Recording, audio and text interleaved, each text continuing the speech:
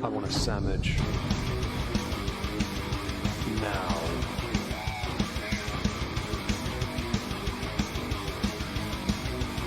Oh, sandwich wench. Yo, wench. Sandwich.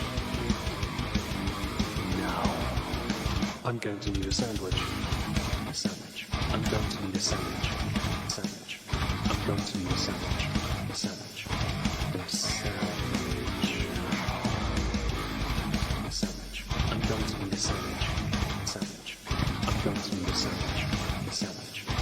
A sandwich. Oh, sandwich wench.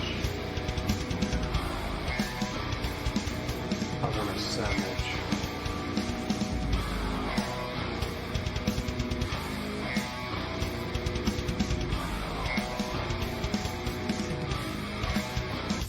Sandwich. Hello everyone, I think we're live. Welcome to another edition of Not Worth a Cork Remote. I feel like that needs to be like a separate thing, I don't know. Joining me to talk about a very themed stream that took a while to work out is David. So hello David. Hello David. Marvellous. How is David? Yeah, David is good. David is staked. Yeah, I was about to say you were staked, yes. I had I went recently got introduced in the bakery I clean to these pastries that have meatballs in. It's like a bake, but with the marinara and some meatballs in it. And I will admit they might well be my favourite pastry I've ever had in my life. I had 2 of those for breakfast this morning. Really light but delicious, and I like meatballs. Insert obligatory balls jokes if you like, but I want to be monetised, so let's refrain from it. Hello, chat. Hello. We'll leave the MP to that in the chat. I'm sure she'll be lurking there somewhere. Good evening, all. Yes, hello, Bubbly. Hello, Rivenfay, Bryce on Broccoli. Hope you're well. Hello to everyone. I know Leona will be joining at some point in the chat later. She is unfortunately called away to family obligations. My family obligations of the day have been concluded, i.e. looking after Plumpy all day. Although if you hear any howling, yes, it's her. She is quite vocal. Today's theme is 12-year-old whiskies. There's kind of a reason, but it's actually falling in line with the fact we've covered our youngest age statement whiskies 2 years ago, and last year we covered 10-year-old age statement whiskies. We might do an obscure age statement one next. You never know. In the future, it's not cert yet, but we'll work on it. Get you someone who talks about you the way Meg talks about the meatball pastry. Honestly, you should. You should. Honestly, if you can't find someone that talks to their partner like I talk about meatball pastries, then they're clearly found wanting and useless to you. Surplus requirement. How about that? Anyway, so yeah, we're going to be doing 12 We know where Meg's priorities lie. Yes, indeed. I being quite the plump fellow. We're going to be doing 12-year-old whiskies as a step up from the 10s, mostly because, based on our collections being slightly different, it's hard to pin down what we can get away with, without it being exclusively one or the other. Or, for example, when David comes down here, well, when he did, when he comes down here, he brings things to create the theme that we've worked on or agreed upon. Take, for example, last year's port cask whiskey stream. And I think it was all P-related alliteration. I can't remember. And oh, yawn. I'm sorry. It was all. My apologies for the yawn. Yes, lack of oxygen in the lungs does that. It was all based on our respective collections. So we each brought something to the table, and that was the first time we introduced my father to the live streams, which was very interesting. But yes. We're going to be doing 12 as a step up, and all, based on the image you will see on the screen here, are from differing regions. Although this picture is slightly inaccurate, thanks to David. No, well, it's not his fault, but just, so the first whiskey we're going to cover will not be the Bunnahabhain 12, which is what it was going to be. I'll switch over here so you can see the full array. We have Old Pulteney 12, which is a Bayside. Yeah, I think. Yes, it is. It's a Yeah. Speyside. We have Highland Park, which is not a highland, it's an island. Mortlach, which is a Speyside. Yeah. So 2 Speysides and an island. Okay. Bunnahabhain's been replaced by Glenfarclas Class 12, not the standard though, and the Nika 12 is Japanese. Hello, Hannibal. Right, yeah. Hello, A swerve in there of a non-Scottish one. I think I thought we're overstaying our welcome with Mortlach and Pulteney though, but we couldn't find between us, unless we both went Jura 12 or something. I don't think either of us. I don't think I have that actually. Does it even exist anymore? Does it exist? I don't know. I don't know if it exists. Oh yes, no, it does exist now. I don't think it used to exist. I think it was. I don't think either of us have it. Yeah. But the original order was this. It would have been better if David didn't have the Mortlach, but it had the Bunnahabhain, because then the Farclas would have fit there nicely. It would have been 5 different regions. But it's fine, because with 2 Speysides you get to taste, or we get to talk about contrasting flavours from the same territory. Not the same region within Speyside as a whole, though. If that makes sense. Yes. Hello, Yeah. Laura. Hope you're well. Where are we starting today, David? So, according to the order determined by Meg, Thank you. who has mostly gone OCD, which is good, we are starting with the Glenfarclas, Hang on. which I've got a, OCD. a swerve. We're starting with the swerve because this is not just any Glenfarclas. This Right, is the Whisky yeah. Shop exclusive Glenfarclas, Okay. So which is 57% 57.1. We'll get to that in a second. I'm the OC. Who posted all the links to the tasting notes? Was that you? Mm. Yeah. Okay. This is the Glenfarclas 12. Now, I have a bottle that has very little in it. Not because I consumed most of it, but because, and if you were on the Not Worth the Cork YouTube channel or on Discord, yes, Not Worth the Cork has a YouTube channel now. Amazing, I know. We, in January, went a bit mental, as I said I would. I promised I would.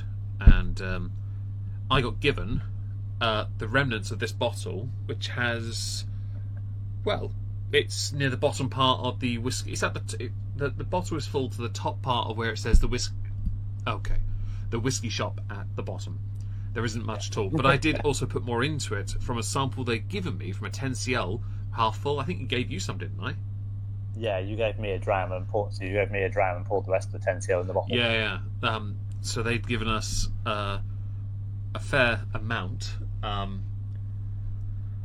have to yawn again. This is stupid. Sorry. That is a spicy meatball, right? Yeah. Oh, sorry, no, that's a spicy meatball. Meatball. Yeah. So. Hello, Leona. Hi, Leona. Just her to join, just as we talk about a ball. Indeed. This is a Highland single malt Scotch whisky. It is aged for 12 years. It is listed on the bottle under the 12 as 100 proof. That is, I want to say axiomatically, it is factually inaccurate. It is It comes the maths, 57.1, people. 57.1, which is 114.2 proof. Where's the 14.2 on this? Only 300 bottles of this were made, it says on the back, and bottled at 100 proof. That is bollocks. The 12 expression has been bottled for the Whisky Shop as part of their trilogy series. That was the 8, 10 and 12. I will admit, I did want them, but I wanted them to drink them. This limited edition is both complex and delightful in equal measure, with deep sherry notes combining perfectly with exotic spices. So as you can tell, highly detailed tasting notes. I don't have a glass. Oh, get off over here. I feel like that might be a small problem in the whiskey tasting journey this is the evening. Well, I may have forgotten the nosing glass. I've just got one of my whiskey piston ones, the big clonking glasses. It's fine. Where's my jigger? There it is. Yep, that's the sound you want to hear. Yeah, so we're going to start with this. We don't have the greatest of tasting note, because the Whisky Shop doesn't really do in-depth tasting notes, but we do have some tasting notes from them.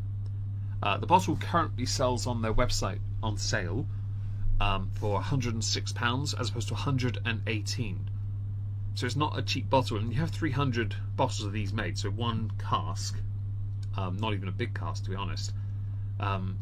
You're you're definitely, if you're a collector, you want to put that to one side because it will go up in value to an extent. Just chug it out of the bottle. If only I was a Philistine, I could do that. Or desperately in need of a palate cleanse from that crappy buzzball from last night. By the way, guys, the current Super Chat goal is 5. If we hit the goal, I'll buy David some. Yeah. Wait, what now? Yeah. Is this a goal I want you to achieve? And I just discovered today the corner shop around the corner from me has them. So if you want me to buy them directly and just take them up to Norwich, coffee, you're welcome. Is this a goal I actually want you to achieve? Nope. Just thought I'd share it though. I tried one last night. I necked the whole thing, and because my Norwich trip goal got shattered.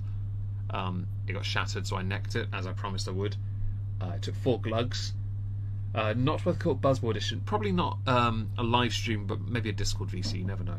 They have many flavours. And I ordered a 3-pack last night of one flavour because like mango chili or something. Because I couldn't get one off Amazon. So yeah, we'll discuss that later.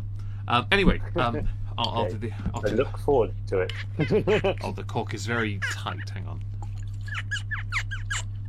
Oh. That's how much it is. What are we doing? Are we getting drunk? What? No, hopefully.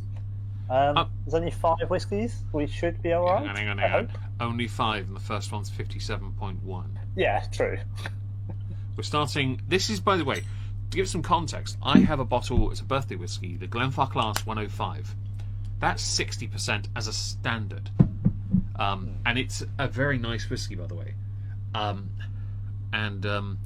I also have the Farclas 15, which I haven't opened. I originally only bought it because it came with samples, because I am that person. Banger Bri. There we go. Thank you so much. I hate you all.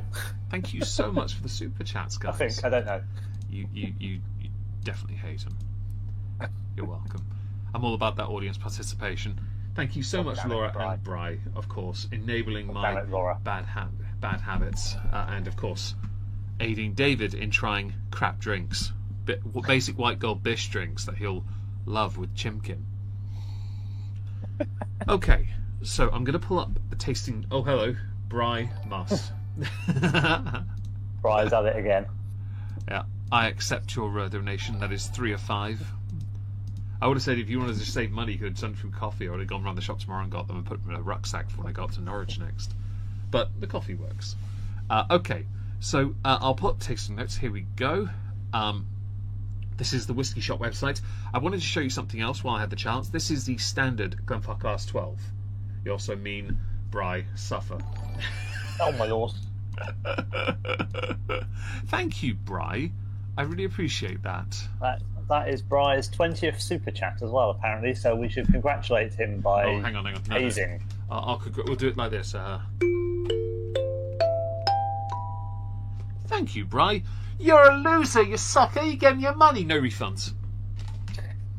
Okay. Thank you for the super chat. I don't know if David heard the sound I made, the kalimba. I heard it started sounding like a glockenspiel, but I only heard 2 things. Then it was the kalimba I have under my desk. I've decided I'm going to start using it more often because I think it's funny. Oh, there we go. Goal hit. Bri is helping here. Very well. I will. Well, when YouTube server bans Bri. When YouTube pay next, I'll have to acquire one for you. It won't be in March though, because I earn nothing. I can just about pay my bills. But here we are, the Glenfarclas 12. This is the standard 12. Standard 12 sells for £48. This is a bourbon and American oak cask. It's also 43%, which is 86 proof. It's nowhere near as strong as this. This is a standard Farclas. Their standards are 10, 12, and 15. Oh, and Bryce sent another one, I think. Yes. Yeah, I could use my mod powers to time him out on here, but I don't know how it works. So I don't know. I might ruin the stream for him. Oh, don't do that. I'm just grateful that people want him to receive buzz balls. Like David, that is, receive buzz balls. Thank you, Bri, and to Laura for the donations. That was very kind of you. Yes. We're all about making David endure crap drinks. I wanted to show you this though, because again, this is how contrasting this is. It was supposed to read Buzzball. Oh, was it? Well, that's okay. We've seen it. Buzzball. This one though, the Whisky Shop exclusive, is exclusively in sherry casks. It does not say which casks.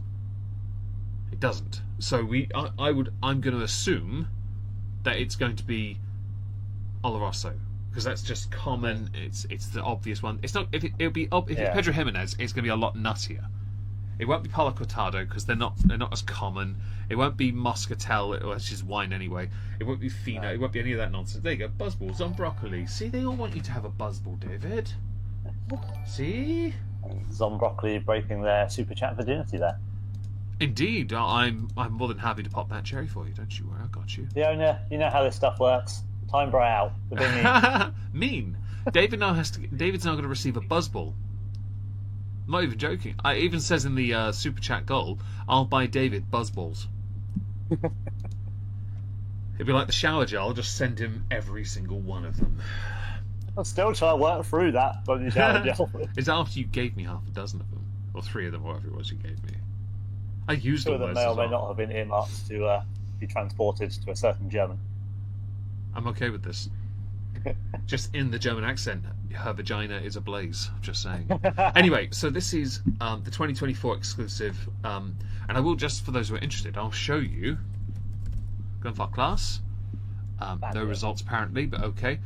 We have the 8 here. Oh, they have a tri-pack, which is cool. Where are the exclusives? The 10 and the 12. So I wanted to show you these because they have other ones. They've done previous versions before, look. Different years.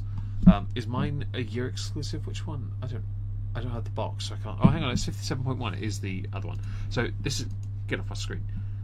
The 8 is also 57.1.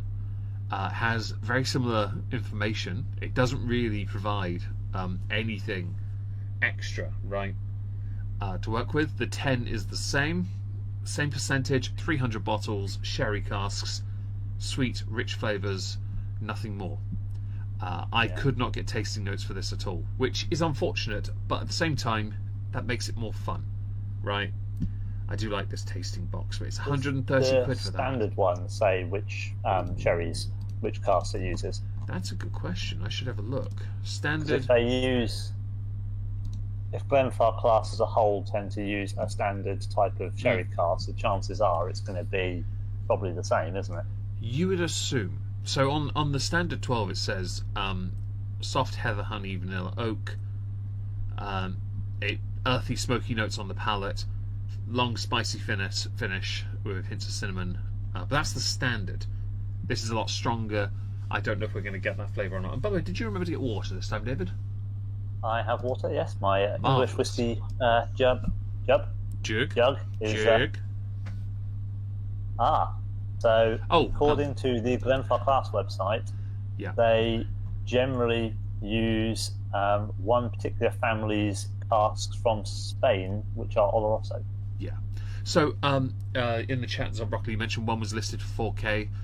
That's not surprising. Like this one here is 1973. I honestly get it. I would love to get my hands on. That's not bad. Yeah, I would love to get my hands on the Farclas 30. David's tried the 40. I wanted last year. The year before, I went to buy this 15 with the 25 CL and the 105. I wanted the 105 to put into my bottle, and the 25 just have fun with. But where I bought it from, they then went out of stock, so I only got the 15, and that was it. And I'm like, that's not what I ordered. But all right, I haven't used them in a while. But yes, understandably, some of these are a bit more expensive. Take this one, the Glenfarclas 60 here. 14,750, but look how cool that looks. Honestly, I would lick that. Just saying. You would. I would. But yes, anyway, so have you poured a glass? I have the glass poured, yeah. Have you let the tannins do their thing? I didn't know it was a wine cask. I didn't know we had to, but... Hey, sherry casks, you know, some people like to do that, don't they? Frickin' tannins. So on the nose, it's, to me, because of the strength of it, it's very hard for me to break through that and tell anyone what is on the nose. It's a bit of a it's a bit on the strong side. I've done the blow the spirit away thing, and there's more spirit underneath. So I'm gonna blaspheme slightly, and there we go. A couple drops of water, and you get a fruitier nose. It's nice and sort of appley, I think. Yeah. I say this because I bought apples earlier today. I remember the smell. I had to buy them for my niece. I was asked by red ones, so I bought 3 different packs of red apples. I didn't know which ones they wanted. So there's quite a few different red apples, aren't there? So I know. A nice and specific request. I was like, can you just have Brayburn and be over with it? Like, fam. You want some Cox apples? Brayburn, Gala, Pink Lady. I bought Pink Lady and I bought Gala and something else. I'm more of I prefer Cox apples. And I know there's a joke there, but refrain. Only whiskey I've ever tried was one from... It's fine, because I like Pink Lady, so, you know, we're... Hannibal, I actually own 2 bottles of Bushmills Prohibition Recipe Peaky Blinders whiskey. Because David got it for me from America, because I explicitly asked... I paid him for it. He went there with his parents' duty-free allowance as well, and he came back with a certain amount, and yes. Yes. Meg literally sent me intercontinental buy whiskey. This is the quality of service. It's fine. I've niced him enough times over the years. It's fine. Yes, it's definitely got a bit more of a fruity, warm flavour note on the nose, and I think apples is definitely quite pronounced for me. This is a fascinating thing. So I on the Not Worth the Cork Instagram today, I shared a story. I put on our story a video from Master of Malt where a guy was doing a mystery whiskey challenge, 3 whiskies through straws, and he went through each one and indicated how they were different, only to realise all straws linked up to the exact same whiskey. And that's a point, isn't it? Because everyone gets very different notes on the palate and the nose. I think it's great. That makes sense. Yeah, I feel like that's something you're going to do to me at some point, isn't it? No, I'll just slap you on the face. I'll just make you think you have had 3 whiskies by hitting you hard enough, and then you'll wonder where your whiskey's gone. That's blind taste test, isn't it? Shot 1, shot 2, shot 3. Well, I've done 3 that. bottles lined up. Which one's which? Not going to be the same, and probably none of the bottles you line up. I do have one planned at the end of the year if we're able to do it together at some point. A blind taste test thing, but it'll be a blind taste test for 3 people to try together, because even I've not tried what I have coming. So anyway, on the palate, have you tried this yet? No, I've been still attempting to get anything on the nose, and I'm still struggling. I've not put water in, but I'm trying to persevere and see if I pick anything up. But I'm really struggling past just the strength. There's definitely a very sherry quality. Oloroso is quite a sweet sherry for those who. We mentioned Pedro Jimenez on purpose. Yeah. That's quite a nutty sherry from what I've been able to tell. And I was tempted to buy a bottle of Pedro Jimenez just so I could taste it, you know. I mean, there is a sweetness to it, but I can't really pronounce what it is, like whether it's dates or, you know, some sort of sweet type thing. I got apples, but there's definitely like a smoothness, I'd say vanilla to it as well. Anyway, I'm going to try this. So, clink. Let us clink. Apparently it's not slanty, apparently it's slauncher, according to the Irish. I watch a YouTube channel with Irish drinkers called Try Channel. I remember I seen that video. Yes. Yeah, slauncher is what they say. Yeah, but is that because they're too drunk to say it properly? I'm just going to allow the Irish to be Irish for a change. Ooh, that is a strong one. Ooh, that's definitely got a bit of a smoke to it. So I'm wearing shoes and I'm touching my nose. Shotgun, you're doing 12 seconds. Ha! Well, the rules are rules. Shit. Out there now. That's fine. I'll do the 12. I don't mind. That's a good move there, Mr. Hall. I'll get you back for that. Don't you worry. I'll get you back for that. I would say, well, it's very warming. I actually don't think it was as powerful as I was expecting it to be for the percentage. I think you again have that weirdly enamoured aspect. I think I can acknowledge it as strong because you can tell it is. Yeah, it's strong, but I think want them to know that, you know. Some of the stronger whiskies we've had. Oh yeah, I was thinking of the 105 as well. 105 is. I was expecting a little bit more of a punch. They're not the same. I still maintain the strongest whiskey I've ever drunk that actually felt stupid strong was that Talisker. Yeah, just for reference, the YouTube on my end, you've got a loading circle on the video. Have I? I don't know if that's me or you. Are we? I haven't dropped any frames. I will refresh my site then. It's there. You're fine. If we're still here, guys, let us know. We'd appreciate that. And if you do enjoy the stream, don't forget to smash the like, you fascists. Anyway, down here we have a bit of product information. There's probably a review. No, there isn't. Okay, so this is one of those random ones where I did want to buy it, but I didn't. Because, again, I was given the bottle as a treat. And for those who haven't heard the January Not Worth the Cork Madness event, as it were, for us, 24 hours of, I'd say, up and downs. It wasn't all great, but the whiskey part was fantastic. It took the edge off the rest of it. True. We basically we both went into the whiskey shop. We both bought swag. I had saved up for an entire year, and I told David this would be the last time I ever do something like that. You're still here, fantastic. You can't threaten me like that to leave a like. Leona, deal with him. Them, her, it, they. I don't know. I'm gonna guess. I think it was my side because the tab was being really awkward to refresh as well. Fair enough. So we went in and I'd saved up all year, which made me feel a bit guilty about the recent fundraiser, because if I'd not spent the money I spent, I could have just paid for it. But I didn't know. I never could have known, or would have known. So I went in and bought quite a few bottles of expensive stuff, and David bought a few bottles and then got extra because I had money left over. And next day we went back and tried 15 samples, and bought more bottles while we were there, which was great. And tried all the samples in the shop, and a sample or two that were brought to us by the guy we met the night before at the whiskey tasting event. It was a great evening and day then. Yes.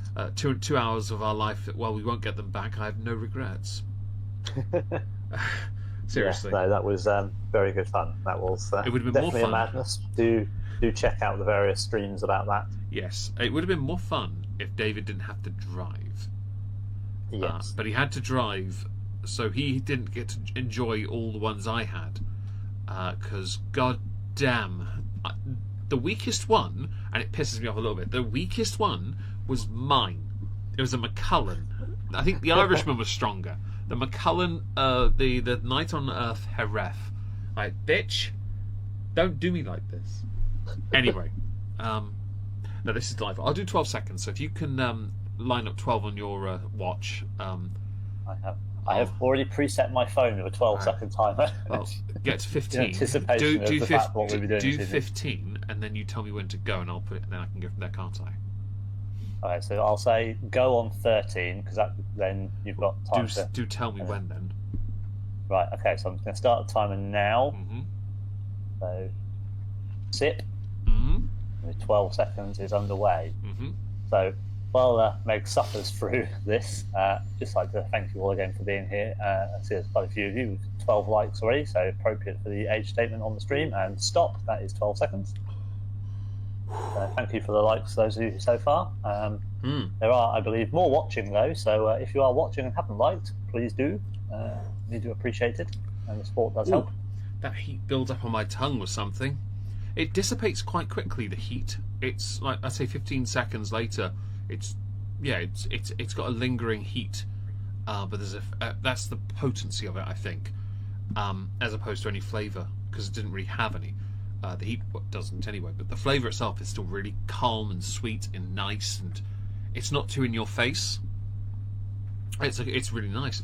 I don't remember trying this in the whiskey shop. I think he just gave it to us. No, I think we did just get this one. I mean, we'll pour you some of this, and then went, oh, here you go. I've got my whiskey notebook. I'm pretty sure this is not in it. So I'll confirm that for another day, because that book's in my bedroom. No, I think they poured us the medicine bottle, and they saw how much was left in the actual bottle. Yeah, we were divvying it all away. We had a few samples in a bag. We did divide them up afterwards. We had quite a few to go through, and it's like, you have this one, I have this one. I'll take the fuck class, it's mine now, I don't care. That's really nice. Looking at the number of samples I have on my cabinet, we could probably do about 7 streams based on just sample bottles. Don't forget all of mine on the bottom shelf behind the. Like I bought those Annandale ones and the really fancy little perfume bottle ones. Remember those? Yeah. The Manor Words ones. I was so excited, and we were like, "Well, shit, we can't do those yet." I could bring them up to. I mean, no, we can probably do one of yours next when I come up to yours at some point. Yeah, I've got several sets. We've got the medicine bottles all here as well, haven't we? Well, I've got sample sets down here, and obviously I can't do those at all, until whatever happens. But yeah, we'll. Yeah, you should do the 12. You should try it. You don't have to, of course not, but it's It's quite nice, actually. Well, I will indulge. I made you do it for the suffering, so I will indulge. I appreciate that. I'm going to put you back on this. So for those who don't know, so on this picture, the reason that the far class picture is like this, as opposed to 13. Any other you see, is because I got told about 20 minutes before we went live that he didn't have the banana, maybe earlier, but I didn't really have a chance to change the image. So 20 minutes before we went live, I had to quickly make this picture. That was all I could do. So it's literally to my right, where cause my desk is an L desk, and the right side is where I do all my Warhammer painting. You can see models on the right side. So that's why the fuck, because it's literally just stood there, and I was like, well, I'll do that. Take a picture, crouch down slightly, and go from there. You there? That is quite nice, actually. It's a bit more peppery. Hi, Michael. Holding it in your mouth. It tingles, but I see what you mean about the heat. It does kind of build and then go. It doesn't linger. Right, I don't really mind. That's quite nice. I like that. I'm curious why 57.1 for the 8, 10, and 12. That has piqued my interest. Like, why does it why are all three 57.1 when not one of them is technically 100 proof? Maybe because someone doing the math couldn't work that out and thought it was 100 proof. Do you think they're American? Maybe. And find out who the master the bottler, the distiller is. Find out who that person is and tell them they can't count. See how quickly they block us on Not Worth a Cork. Although, fun fact, we are blocked by one person on Not Worth a Cork. Really? Yeah. And it's because... Who have we offended? No, we haven't. So basically, somebody who knew me from my commentary time, I railed them for being a fat loser there. They then found out I had I had 2 other Twitters. They didn't block me on the politics one, but they did block us on Not Worth a Cork, which I thought was hilarious. Yay! We've been blocked. We must be famous. We must be, with our 50 followers. Yeah. We probably should use more of the Twitter and the gram. I try. I haven't used the gram much these days. I haven't really. I've been trying to get with Wizzy Brew especially. I've just not been. Yeah. This is delightful. Do some things with my samples or something, and do a little pyramid. What do you think of this whiskey, though? That's a big pyramid. Yeah. Good luck working it out. This is actually, I know. I think to a degree ignore the strength, because it doesn't, to me, give the same level of punch as I'd expect. But you just think of it as a 12-year-old whiskey. Actually, it's quite refined, I think, for what it is. There's not a huge amount of flavour, though. That's the downside. I don't know if they're overcompensating for that by having it be that strong. But there's certainly less flavour in it than there is in other whiskies. I do tend to agree. It is a Highland. Highlands carry usually a citrus flavour, very sharp. There's it's not coarse per se, but it feels like it's trying to be coarse. But this has still got a go on. Not like the sort of florally notes you tend to get with the Speyside. Yeah, and it's certainly not, and obviously the sweetness as well that comes with that. Lowlands are sweeter, but still, it's delightful. I think it's nice. It's a good drinking whiskey, I think. And for the price, I'm not sure. Well, I don't know. I have enough left to try it. I'm not sure how well it's going to go down as a shot. But there we go. That one. There we go. Right. Okay. So this sells for 118 retail price, right? The 8 sells for 90 when it's not on discount. The 10 sells for 100. That's not a bad price, but when you're buying an 8-year-old whiskey, that has to be limited edition. No, 8-year-old is not a standard unless you're Porter-Skeg. Yeah. Okay, it's not a standard age statement. Or bells. We don't talk about bells. This is not a shit ski string. Hello, Kat. Hope you're well. But yeah, Lou. I remember. I know you from Twitter. I recognise you now. Wait, it's St. Paddy's weekend? We should have done Irish, shouldn't we? Have we got this wrong? Should we have done the two massive Irish collections we both got? Have we managed to mess this up? Yeah, but I don't have a Tullamore 12 in my set anymore. I use that as a string whiskey. I've got 12 Irish whiskies. But it is as well. Monday. F. So yeah, because these for us, forgetting about the Irish Day. Yeah, thank you. The 8 is not a standard, so that might be worth the price. The 10, I would argue, is not, because for a 10-year-old, you can get so many others, and you can. This is not, because of the strength of it, unless you're American and you're a glutton for punishment and think high ABV is what it's all about.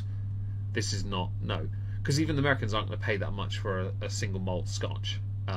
Exclusives do mean, because there's only 300 bottles, some people might collect it. And I do have a couple bottles from the whiskey shop that I put aside, so I'm like, that might work, I didn't know St. Paddy's Day was coming up. I honestly, we don't do St. George's Day, so I just paid less attention to any of that.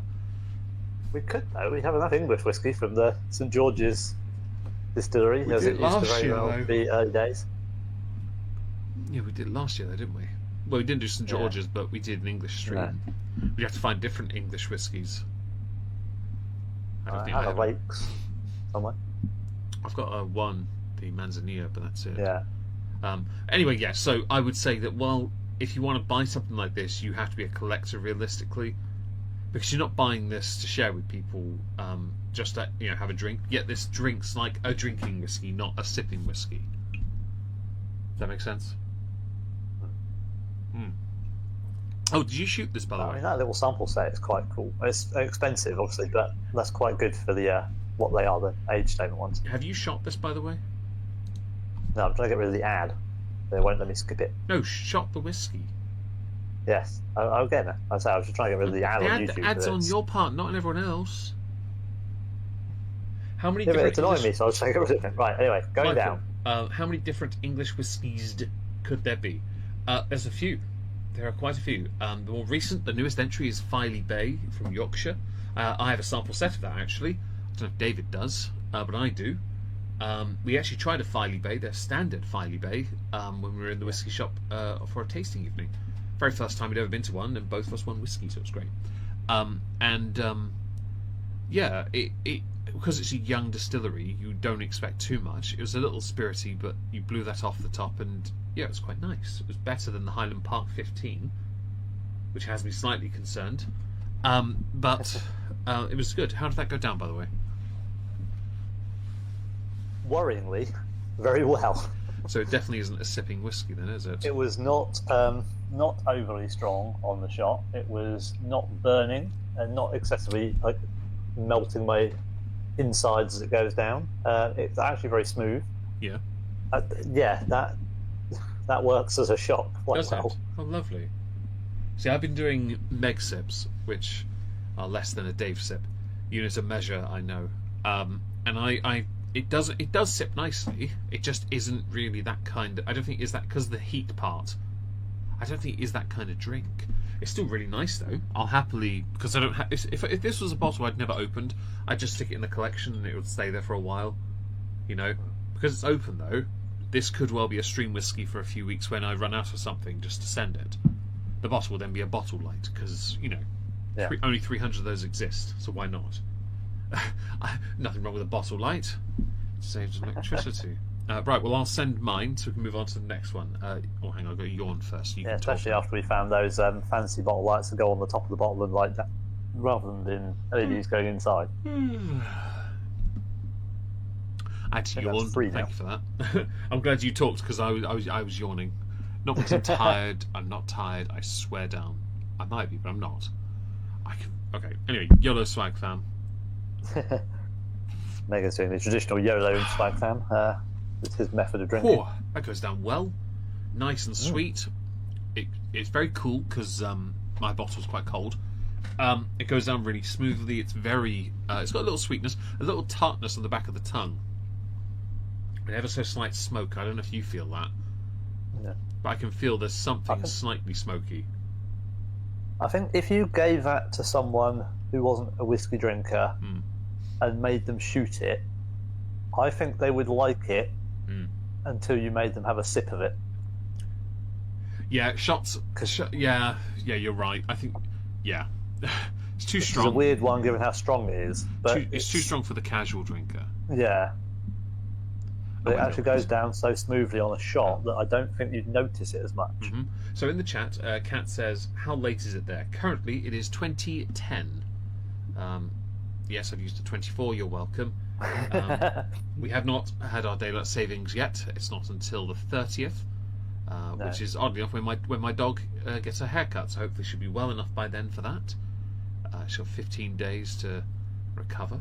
I'm happy. She's doing really well. She tried to run up the stairs earlier. She got halfway before my sister caught her. She genuinely is quite agile, even with the stitches, and she really should be running up the stairs, but she tries it.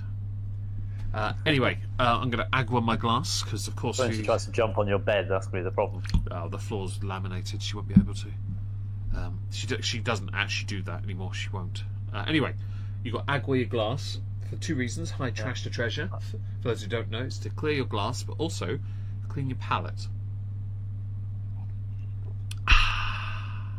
And most importantly, if you drink it, it doesn't water down your next whiskey. Unless David's. Oh well, there is that. Of course, there's sometimes a risk of David recoiling at this more than any other flavour. He doesn't like water. He photosynthesizes. So next on the list... This is the only time I drink neat water, is palate cleansing on whiskey streams. Feels a bit strange to say that. Next on the list is Highland Park 12. Now, you might notice, if you know anything about Highland Park, they have, since this bottle's existence, rebranded twice. Now, this is the pre-2007 design. Now, I have this bottle, and David does too, I believe. Yes? Yeah. David did a little digging this evening. Pre-2017, I think, not pre-2007. My mistake. You're correct, thank you. So, David is going to tell you about something. I was going to. No, you completely derailed me. I don't know what I was going to say. There was something, and I've completely forgotten. Sorry. That's all right. It happens. It's all right. You have to correct. It's your pedantic nature. Well, you were 10 years out. It doesn't really matter, does it? Though seriously, I haven't owned it since 2007. Damn it. Be honest.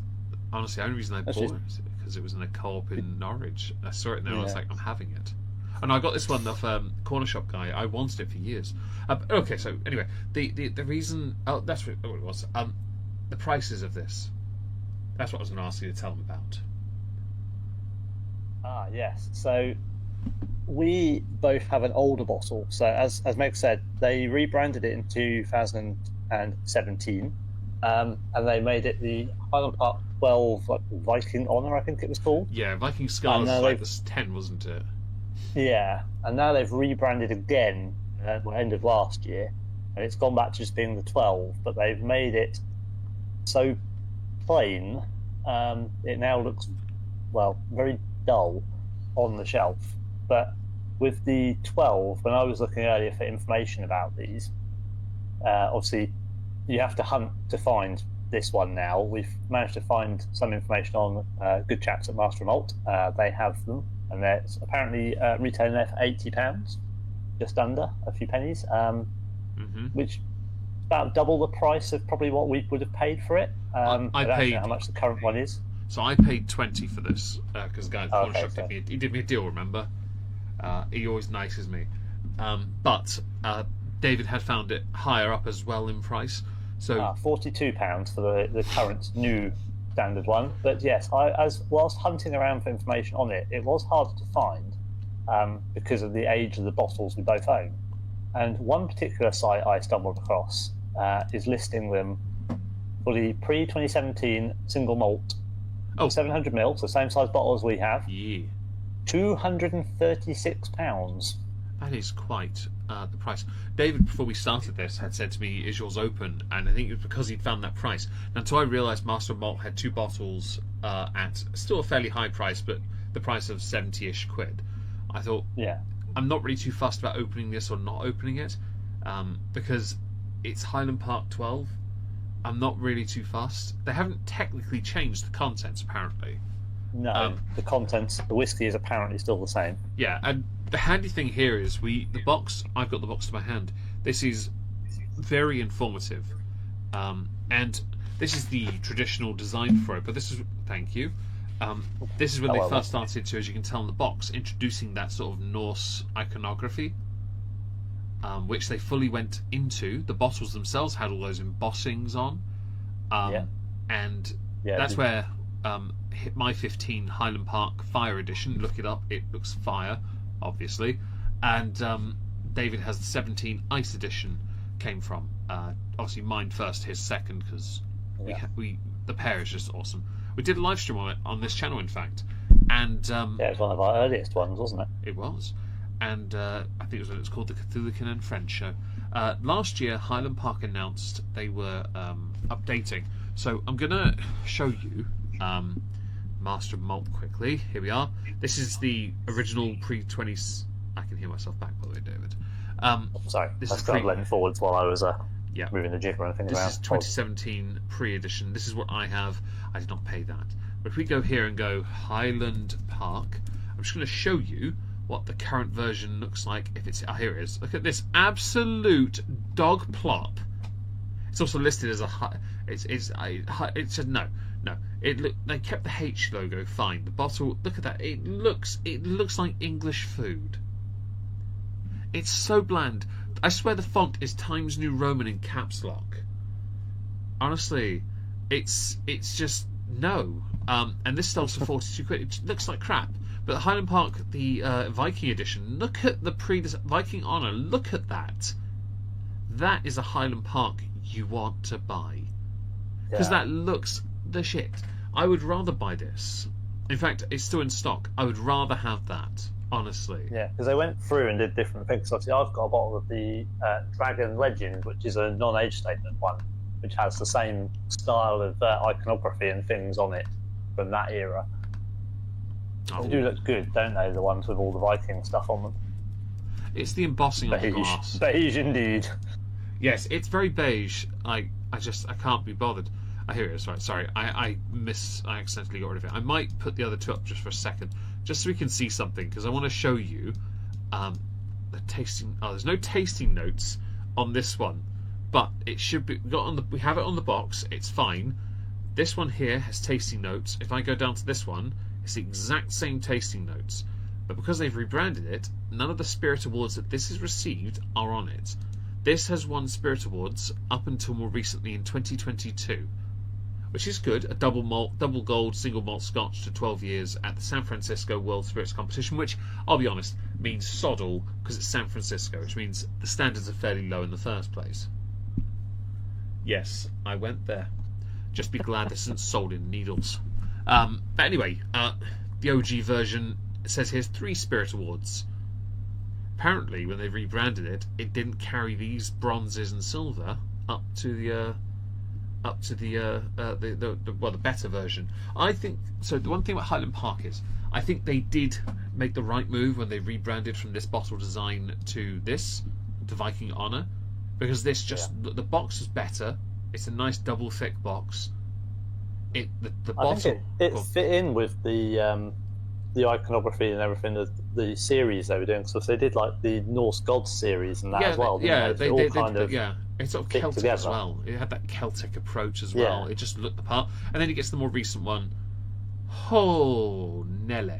Now, when we did the tasting evening, we tried the Highland Park 15. Now, it was the worst one. Okay, straight up. Right, it was the worst one. Filey Bay was next, but it wasn't bad. Lechig was third. I think Edredale came second, and the Kalila came first. Yeah. But it was. And by the way, the top 3 were good. I would say in a different league to the Highland Park and the Filey Bay. Filey Bay was outmatched because it's brand new. Highland Park should have known better, but this tasted bad. The 15, and that annoyed me because my 15, the Fire Edition, is absolutely gorge. Yeah. Well, to be fair, the what was it? Secret Malt one we had. Secret Orkney. Oh yeah. I tried it next day. You had it the next day. Yeah, I tried it with many things. That was a lot better. And that's basically a 15-year-old Highland Park. I don't remember the secret version.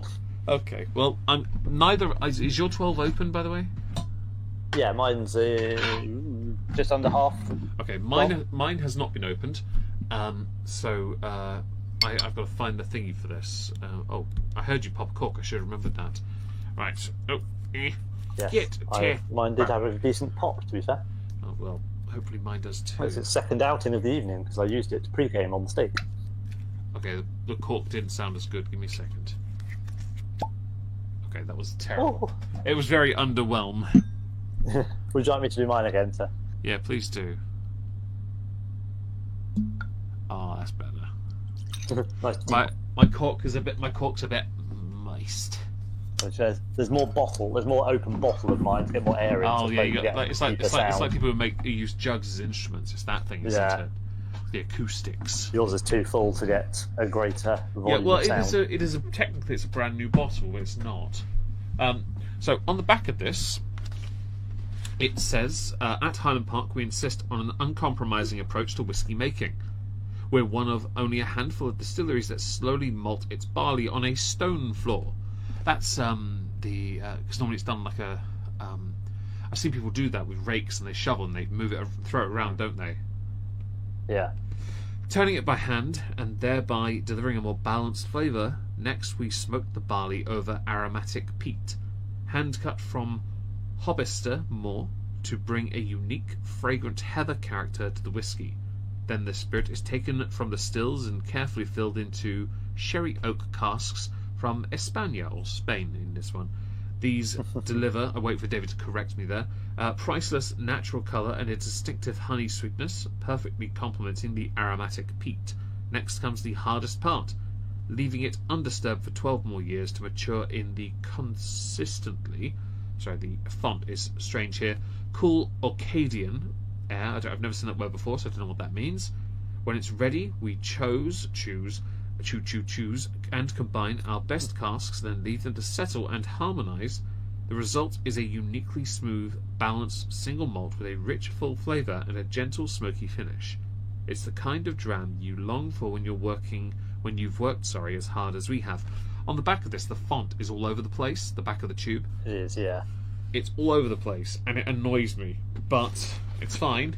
This should, at 40%, it should. It's the weakest one. It's one of the weakest. But that's not a surprise. It should. Joint weakest, I think. Yeah. It should be the same tasting notes as this, right? It should be, all right. But I can't guarantee it. But then it's just a rebrand of the bottle and the labelling. Again, this the superior one. Neither of us own it. Just saying. If you want bottle pop ASMR, David's your man. Anyway, so can I have a little sniffer? Sniff, sniff, sniff. Yes, very well. Yes. Oh. Yeah, there's a lot of awards for it, isn't there? Oh yeah. Well, the middle one. Yeah, well, technically, if it's the same one, it's got 12 awards because it's got 2 bronzes and a silver as well to add to this. So it is a well-celebrated whiskey. I'm kind of curious, actually. I want to see what the 15 said. Let's find out. That's how I do like the smell of this. It's not quite peaty. A little bit of smoke, but quite sort of caramel sweet. Oh, fuck off, website. You're not working. Okay. It refuses to work when I type. Yeah, it's literally locking me out when I try and search, so I'm not going to bother. Okay. Anyway, yeah, it says on the nose, fresh, clean, very aromatic. Floral notes abound the senses with a light grassiness. Notes of creamy manuka honey and a touch of juicy citrus with cream and a well-balanced sweetness. This doesn't smell as potent as the first, so it's a lot easier to pick up those sort of sweeter and citrusy notes. Not as easy to distinguish with the Far Class. I was going to put up the Highland Park 15, by the way. What I'll do is I'll go here for a second.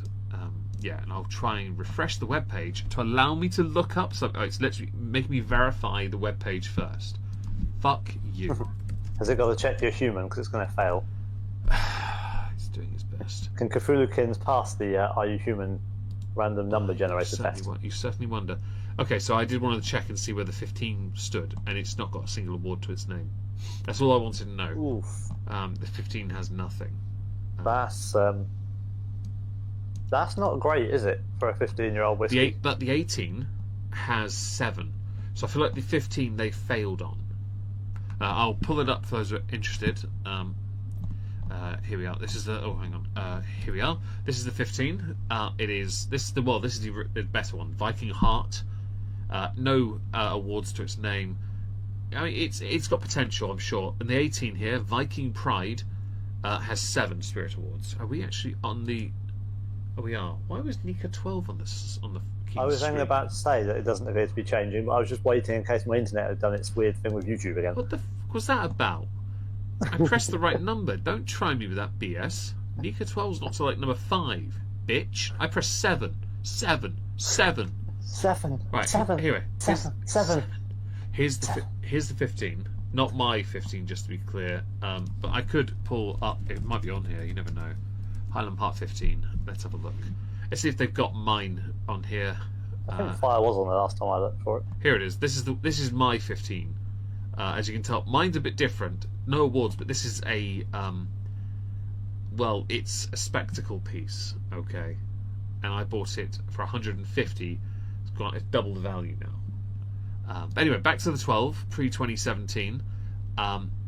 Where the tasting? I've got the tasting notes in. Where have I? We'll go here. It does look the business, the Fire, doesn't it? It does when compared to the Highland Park 12 beige edition. It's certainly the most ostentatious, I think, of the bottles I got. It's not the most expensive, but it's one of the most. It is the most ostentatious. It has to be. So anyway, cheers. I'm gonna have a little sippy sip.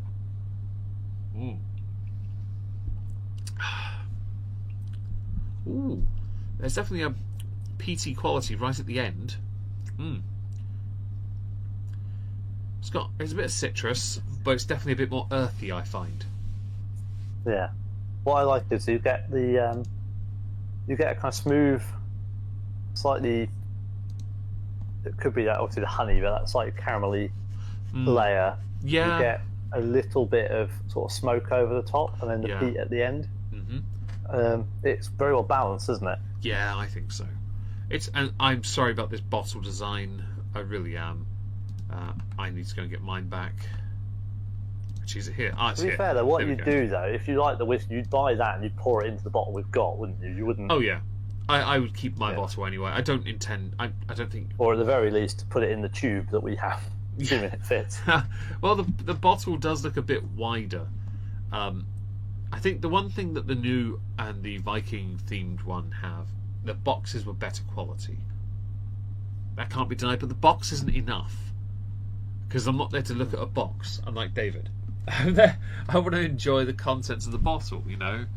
And I don't think... Yeah, because the ones we've got are weird, aren't they? Because they've got, like, a metal bottom and top. Well, it's the Jura, isn't it? Kind of... You think it's solid, but actually the cardboard in the middle is quite squidgeable. Yeah, it's Jura.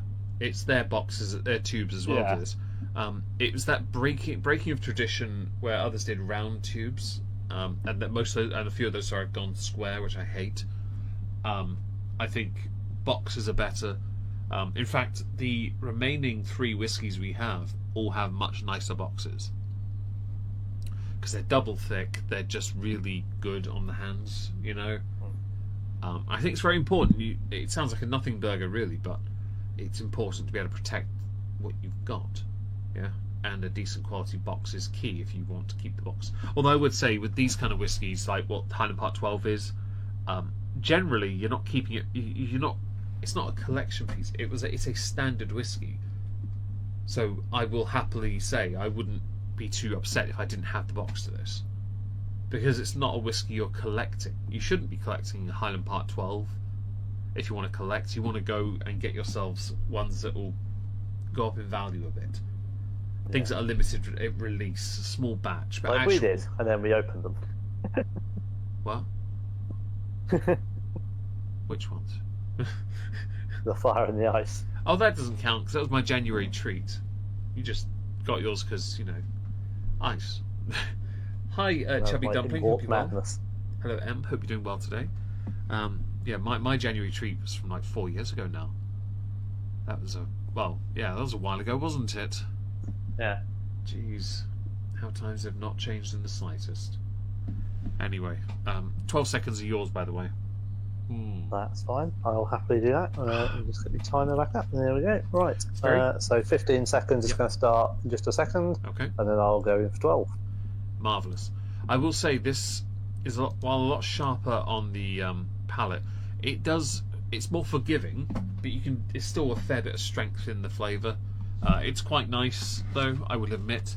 It says on the box here, a uniquely smooth, balanced single malt with a rich, full flavour and a gently smoky finish. I don't think it's as balanced as I think it is, but I know that to sell it, they have to put these buzz things in, the terms, just to get more people interested in what you are producing, what you're selling. And this is a standard whiskey that's been around for a long time. It really has, and I genuinely believed for the longest time it was a Highland whiskey. Yeah, the name makes you automatically think, oh, Highland Park, that's a Highland. It's right there in the name. They wouldn't lie about that. Yeah, it does feel like false advertising. They go, oh, it's the Orkney Islands. Yes, but it doesn't make it a Highland whiskey as well. It's an island, not Ireland. No, island. Island, as it were. Island, yes. I find it quite irritating because I'm going to have to go into my whiskey notebooks and correct a few of them with Tipp-Ex and pens. That's a lot of effort for someone as lazy as me, okay? I'd rather sit down, eat chocolate and watch Reacher, okay? Or just sit down and eat chocolate. It is quite nice if you hold it. It probably doesn't develop too much more than what you get when you just sip it normally. Right. The smoke builds up a little bit more. Yeah. And it's slightly warmer on the finish, but it just kind of elevates it slightly. It doesn't really change too much. Okay. Well, I don't want. This is sound a bit rude, but because we've got 5 whiskies and I have to go back to the house at some point this evening, I'm going to send mine now so we can move on to the next one. As we've been here for just over an hour. I know. Yeah, we have, haven't we? We've been prattling. I do apologise, but it's in our nature. So it wouldn't be a Not Worth a Cork episode if we didn't prattle along a bit, and it'd be far longer than it needed to be. It's much easier to prattle though in person. Much easier. Yeah. And with the whole bar as well, it's just better. Yeah, we'll get there. Yeah. Anyway, YOLO swag fam. Right. That's quite a... Yeah, oh well. Going down. YOLO. Very sweet. And quite pronounced on the citrusy. Quite nice though. That's all right. Definitely not really a shooting. It's not really a shooting whiskey, but you can shoot it. Yeah, you get a lot more of the citrus on that, don't you? I agree. And Hannibal, it's sharper as well, I think.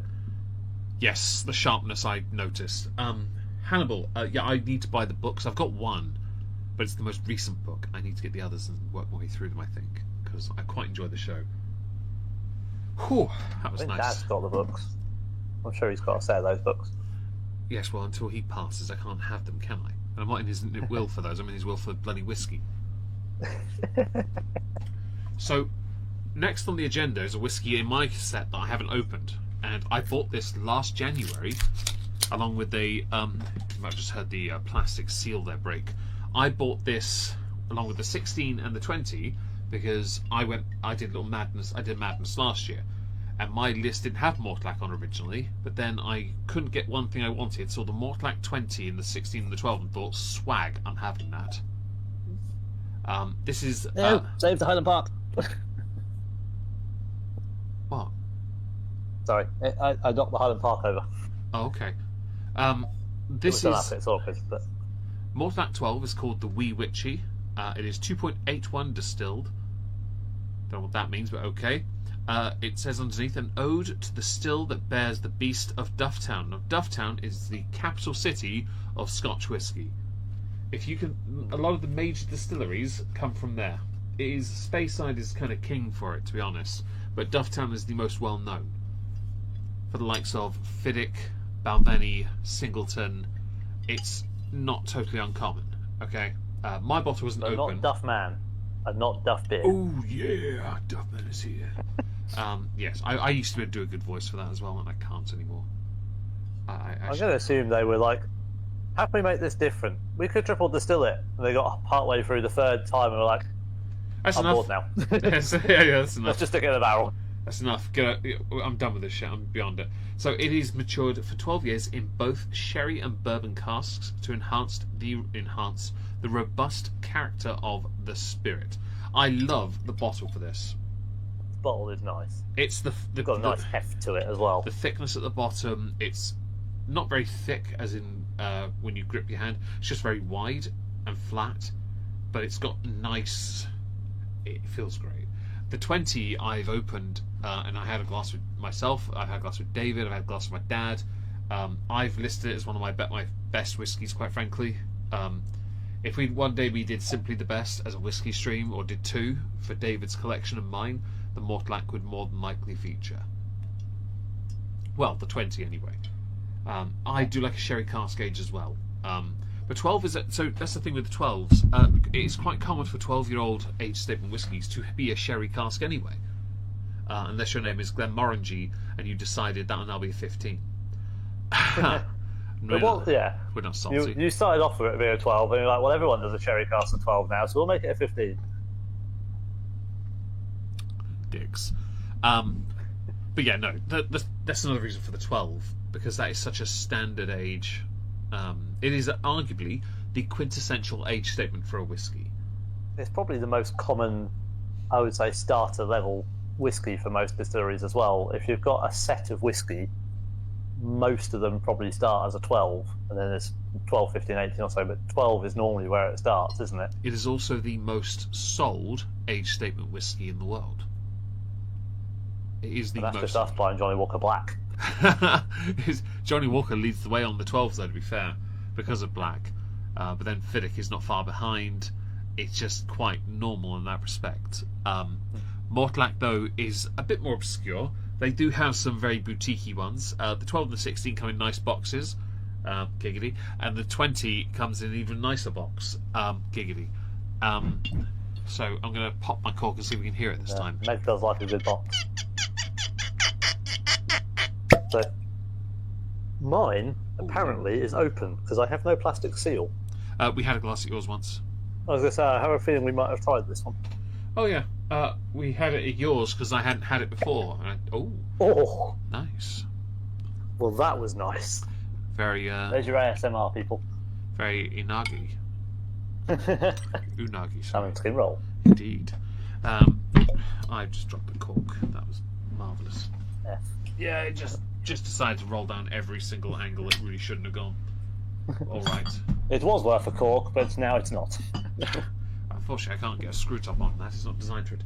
Thanks for being here, Hannibal. We appreciate it. Hope you have a wonderful evening sleeping or settling down. Thank you. Yes. Okay, so according to this, I'll go here for the tasting notes. Un moment, s'il vous plaît. Here we are. This has 3 Spirit Awards from 2022 back to 2020, so it's not received many, but when it has, it's been more recent.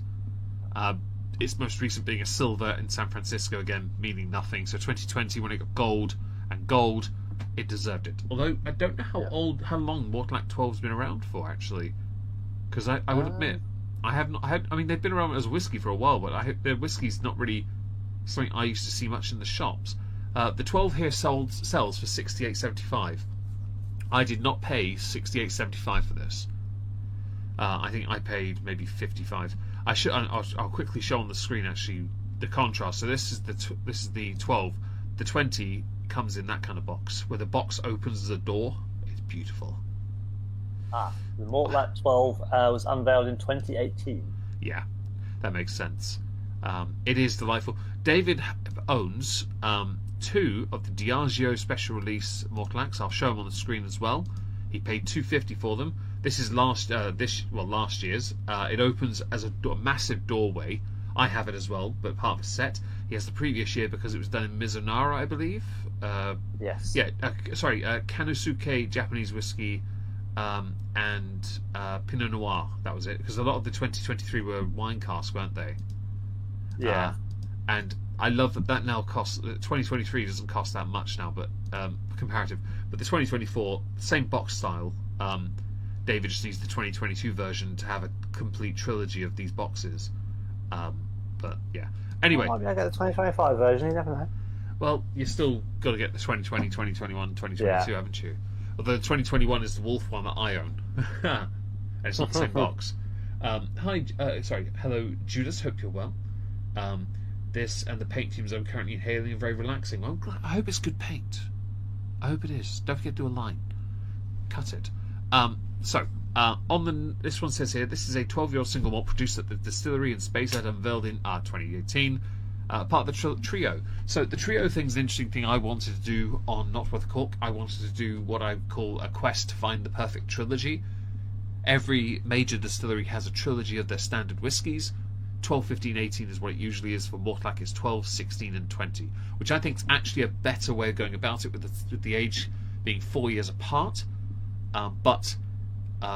Because they're not as big as other distilleries, they have yet to get to the stage where they make a non-age statement whiskey to account for the fact they can't make enough of their standards to appease everyone. The tasting notes on this are very limited, but we still have stuff. Comments underneath are mostly in favour. In fact, let's see what they've got one star comment. Let's go and find it. Don't worry. At some point, we will do a reviewing whiskey reviews stream. They were 2-star as well. I found the 2-star. Oh, there's the 1-star. I changed the sort by to 1. I wouldn't buy it again. I've tasted blended malts way cheaper that are better. Well, we'll do a blended malt later, don't you worry. A premium blend, in fact. But the tasting notes for this on the nose: Damson. I don't know what that is. Is that Ted Damson? Or is that Danson? I don't know if it's a fruit or a flower. I don't know. Toasted almond, cinder toffee, and heavy barley. Is that just barley, some fat? I was going to say, what's heavy barley and how is that different to light barley? I don't even know what light barley is. Probably just barley. I don't know. There's a toasted sort of quality to the nose. There's definitely something toasted about it, but I can't tell because my nose has decided when I do the nose on this, it just wants to. It's not blocked or anything. It just wants to malfunction and go, no, you've taken enough in. It just doesn't want to work. I do get a little bit of the nuttiness. Yeah. I wouldn't know it was almond, but there's something that smells a bit like a nut of some form. So I have beside me my on the floor one of my whiskey notebooks, and the one in question. This has the very first entry in this is it's the 16. I listed the 16 at 4 out of 5 stars, and the Mortlach 20 Cowie's Blue Seal at 5. I'm curious to see where I position this compared to those, because I've written pretty comprehensive notes in here on each one. The Mortlach, page 11. There it is. Found it. You say about the age statement thing, and they're not doing the non-age statements. The only non-age statements they do are the Diageo special releases. They don't do any others. Well, after 2021, yes. 2021 was a 13. Yeah, but afterwards, 2022 and beyond is no age statement. But it was speculated 2023 was a 10, because they did say in the release, remember that they said all of them are, and then they showed the Mortlach had no age statement. It was like, well, what the fuck's this? And the Talisker had no age statement either, didn't it? That was strange. Yeah, I remember they said they pretty much said that basically all of them were at least 10 years old. I think was what they tried to say, wasn't it? Okay. So have a sip, David, and tell me what you think while you're sipping. Anyway, have a sip. The palate says warming oak and soft raisins with a bit of olive oil salinity mixed in. Now I found this to be quite soft and sweet. Definitely warms a little bit. I don't know what olive oil tastes like because I don't make it a point to drink olive oil. The finish a bit. Oh, you should. It's really good. No. A bit jammy, a bit nutty, some, sounds like David's football playing, some lingering citrus oils cutting through, and I'm not wrong, Dave the Diver. Says you with the bastard shot with Thompson. I'm a goalkeeper. I will take any shot I can give, okay? It's just not in my nature to shoot. Unless it's a drink. Soft, yes. Honestly, olive oil, not quite sure, but oily, yeah, I would almost go with that. There is a kind of thick smoothness to it, which isn't like a caramel toffee smoothness. Extra sea thick, or I can Only one or two extra C's though, not too many. I can kind of get where they're going with that. It's not particularly saline of it, but that if you did have, read the chat. Having been on holiday places where they make olive oil, I've tried olives and olive oil, and it does have that kind of. Read the chat. Best way of explaining it, but that kind of thick, smooth oiliness to it. Read the chat. Probably better words to use to describe it, but.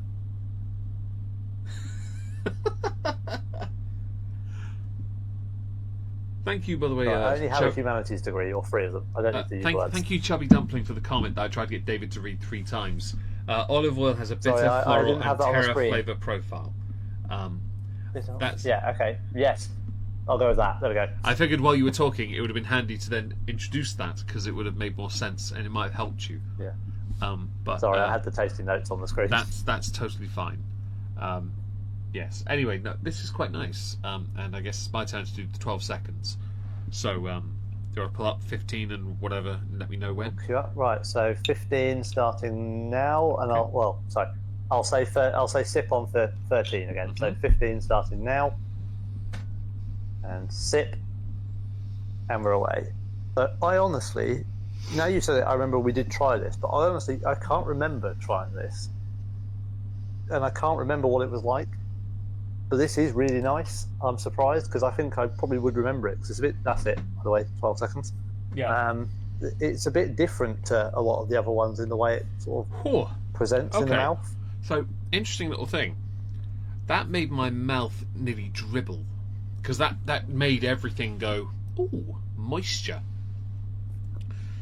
Some whiskies we've had made the mouth go quite dry. Do you remember that? Yeah. Complete opposite. This was a moistening drink, you know?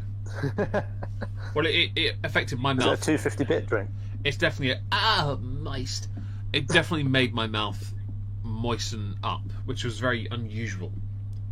I love these streams because I don't drink anymore, but I find these invaluable because we do whiskey dinners a lot. Really? Oh, that's cool. We should do whiskey dinner.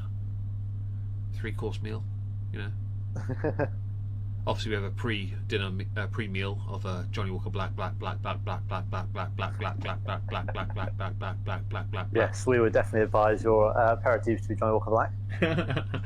What about the hors d'oeuvres? Double black. I was going to go Talisker. I'll take that. Yes, so that's your fish course. This is a tally 10. Oh, how lovely! Glug. For dessert, Mediterranean orange. Hague. Yeah. Well, for those who don't like fruit, here's some Kendall cake. Oh, that's just a given. that's filth. I was going to go with the acacia honey or the chocolate orange, but you know what? True, yeah. But you know what? Kendallmint can be done between meals, just to freshen up your breath. Yeah. Go brush your teeth with what? Kendallmint. And something porty to finish is your cheese and port. Mm-hmm. Make sure Dave's last in the queue though, because otherwise he'll eat all of it. The fat. Actually, speaking bastard. of cheese, you've run out, haven't you? Obviously, you know I had the narrowboat wobbly. Cheese. You've run out, haven't you?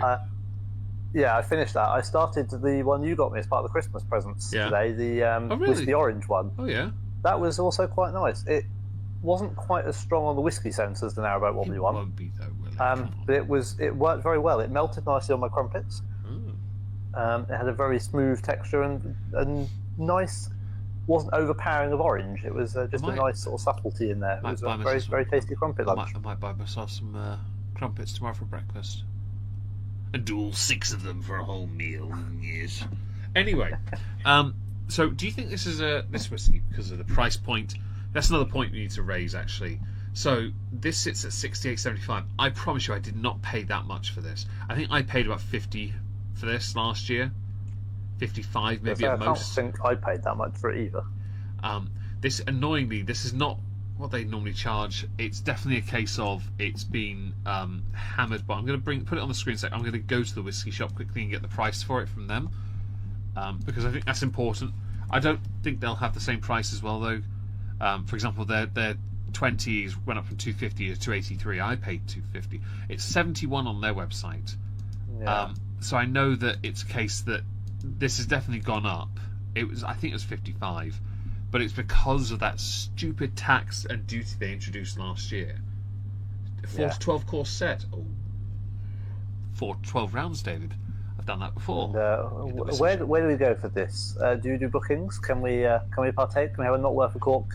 Do you validate parking? Evening? Do you validate parking by chance?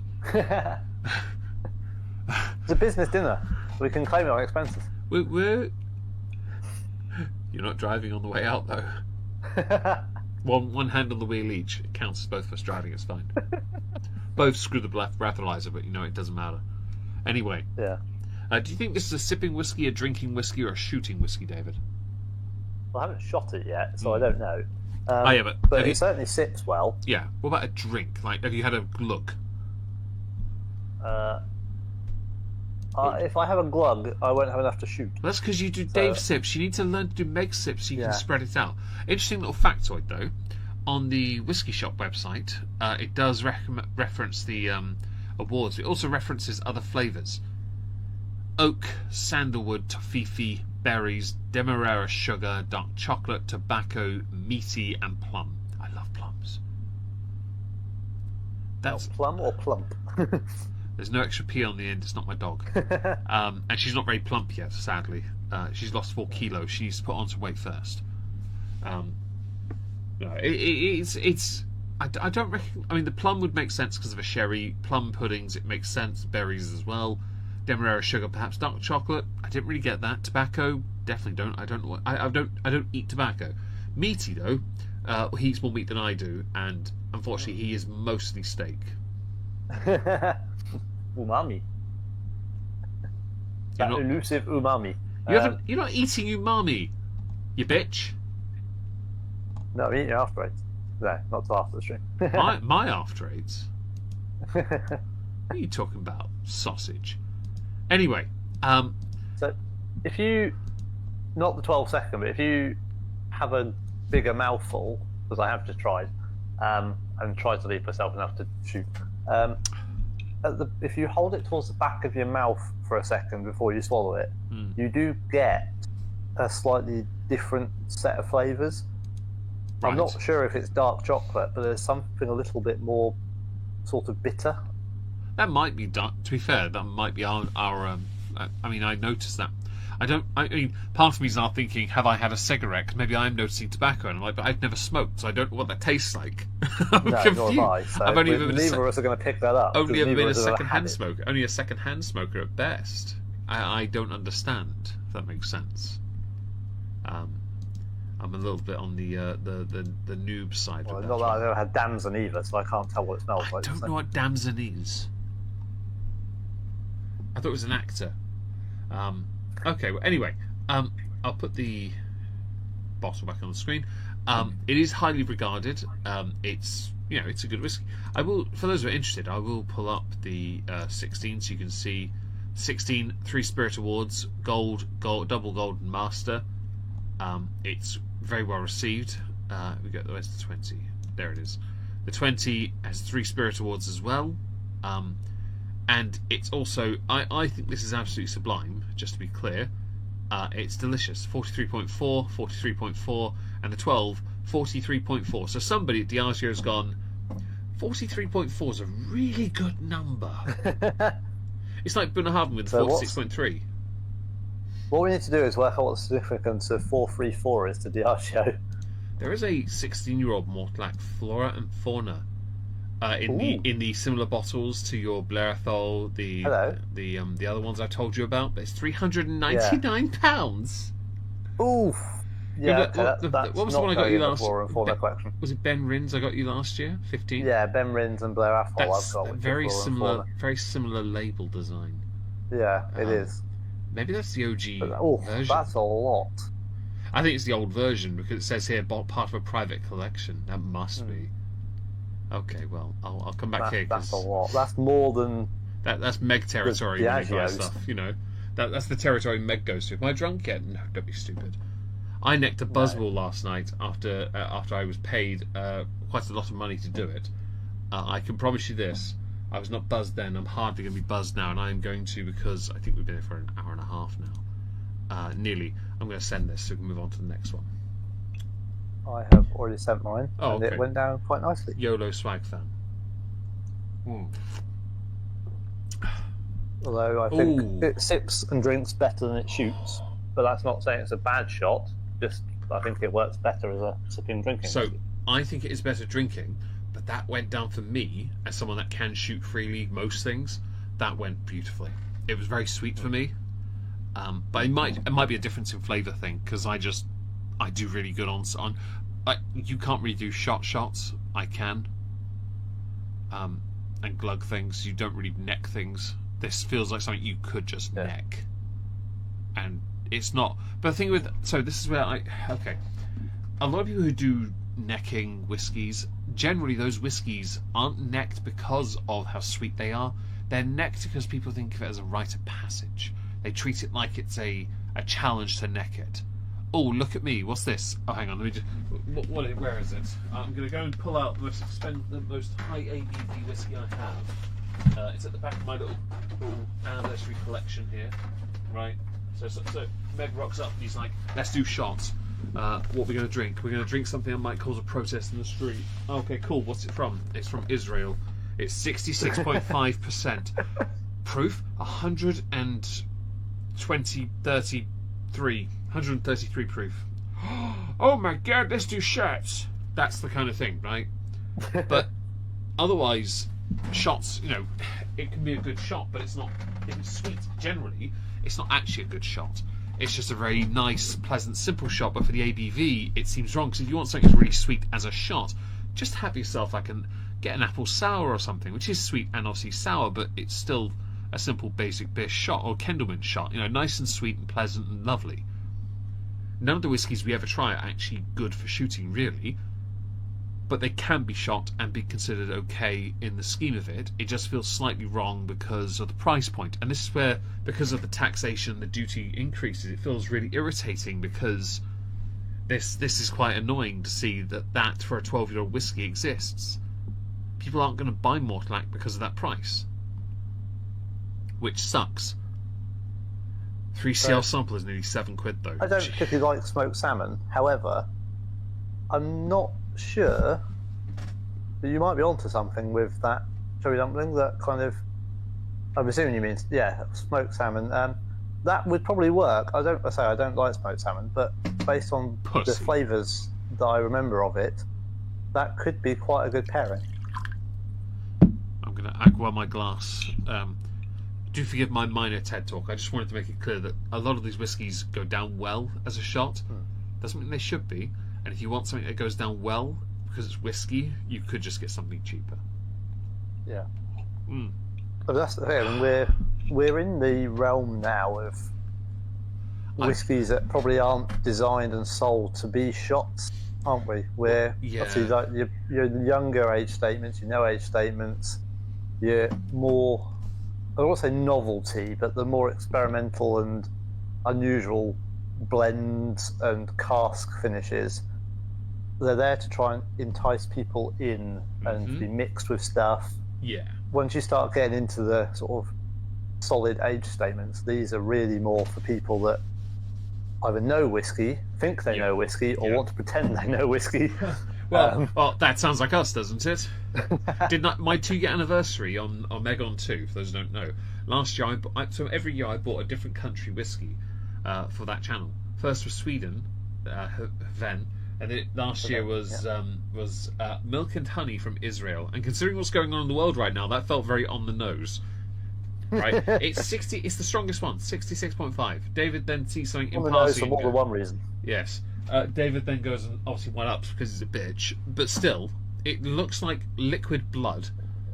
It does, yeah. It's port cask. It's bonkers. You could distract a vampire with it, let's be honest. I could show that to someone and they would think I'm about to put that in an IV bag. Okay? I'm okay with that, by the way. If I'm going to die one way or the other, it's either death by whiskey or death by snoo. So I don't really care which. Ideally, both at the same time. And we will. Well, hopefully, I'll get David down again at some point in the future. We'll be able to. I've got an Israeli sample. He might be interested in another milk and honey. I bought. So a fun little story. Before we move on to the next whiskey. Agua yourself while you're doing. I'm doing this. I had ordered a sample of a 3-year-old milk and honey, exclusive to the Whiskey Exchange, which I've got a video screen recorded on here. I think I need to convert the file and send it to you so you can see it. When I click on the order on the Whiskey Exchange, of all the orders I've made on their webpage, it's the only one that refuses to load. It literally crashes because it never got delivered to my house. No, an old gentleman found it in a park across the road from a leisure centre, and he delivered it to my house. I had been, and David may have seen this because on our whiskey DM, Not Worth a Cork Twitter, I DM'd them. They phoned me yesterday to talk about it. And I was like, look, I don't want compensation. I don't really give a crap. The parcel arrived.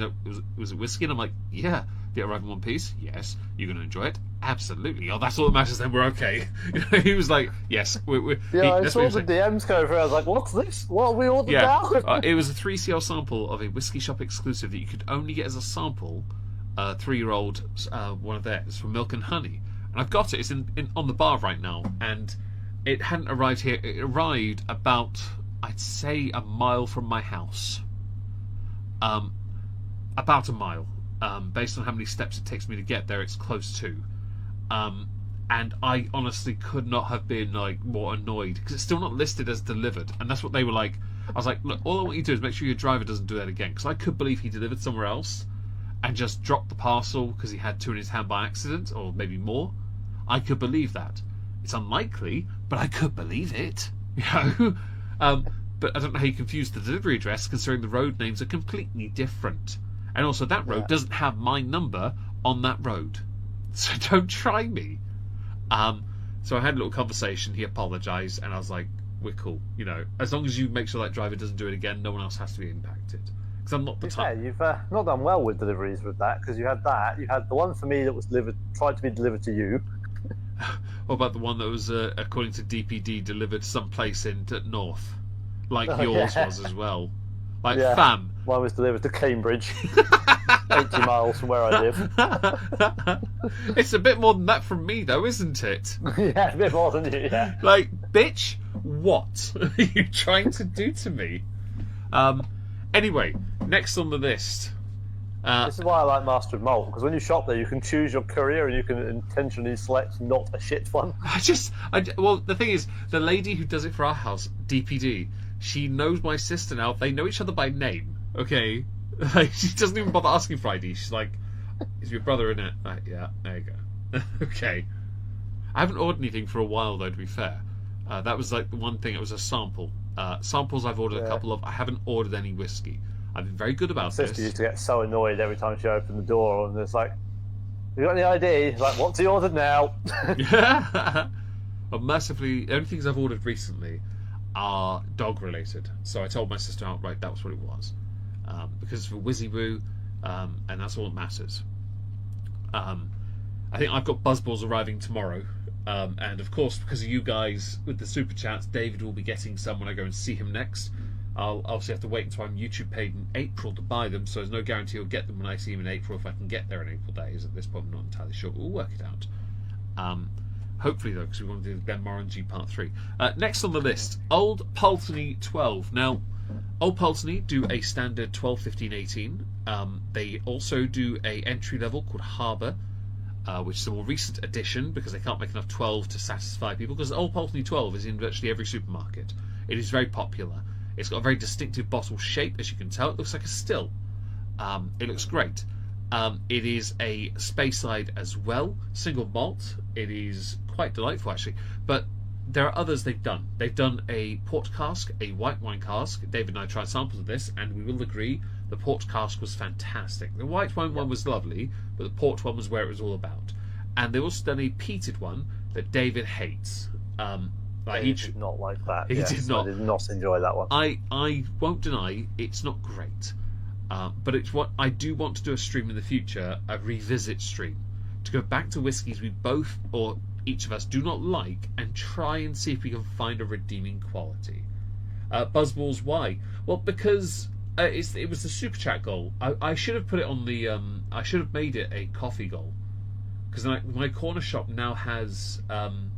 I saw them earlier and I was like, oh my god, I could buy some and bring them to Norwich and give them to David. So if anyone wants to donate, he did learn by last night. He learned I wasn't there. I had no idea. I can be horrible today. Well, it's better than that, because Leona also had one. So it means 2 out of 3 have had these, and so you have to have one. So if anyone would like me to buy them directly, and then I can guarantee them, coffee's the way to go. You're welcome. I will, of course, share the love. Peer pressure as part of the side piece agreement now. It's not necessarily peer pressure, it's free alcohol, isn't it? Don't you like free alcohol? It's questionable alcohol, but you know what? That's a you problem.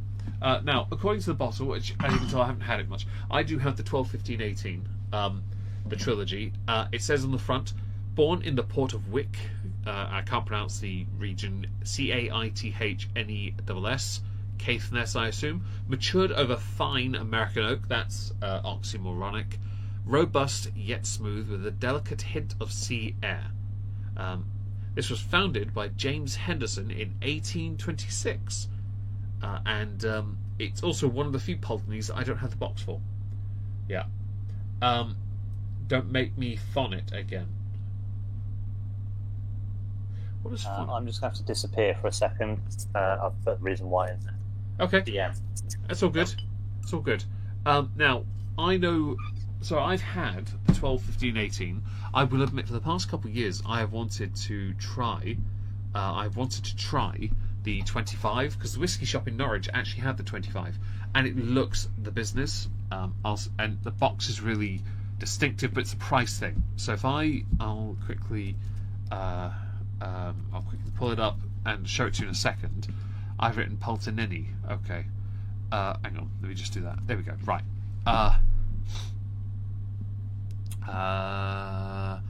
That's the button. That one, yes. Yeah. Right. So this is the entry level Harbour. This is what they introduced last year. American oak matured, 35 quid. This is no age statement, so they can make a flavour profile with it, yeah, and have fun with it. Hang on, Hudart, which was the peated one, is one David doesn't like. I have the box for this. I don't mind it, but it's not a great peated whiskey. The 15 is the Swerve, because it is a little bit spicier than the standard one. Spanish oak, that's it. Yeah. Then you get to the 18, and it's back to the 12, but far more refined. It's just delightful, really smooth, really nice. This is the 25, and no, it does not cost that much. Seriously. The box, basically, to open this, you basically pop the poppers on the side here. You pop them and lift the top off.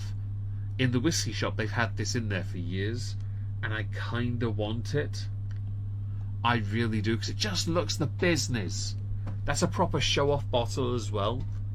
And I also want to try it because it's slightly different, with Spanish oak butts, which held Oloroso sherry.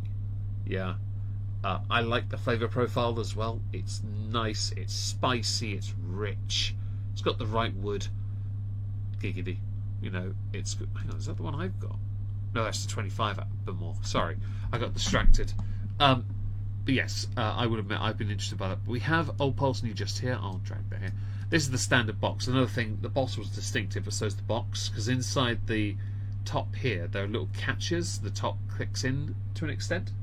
Yeah, it's quite nice. Also, $33.49 for the 12. Okay, 1 second. Let me just one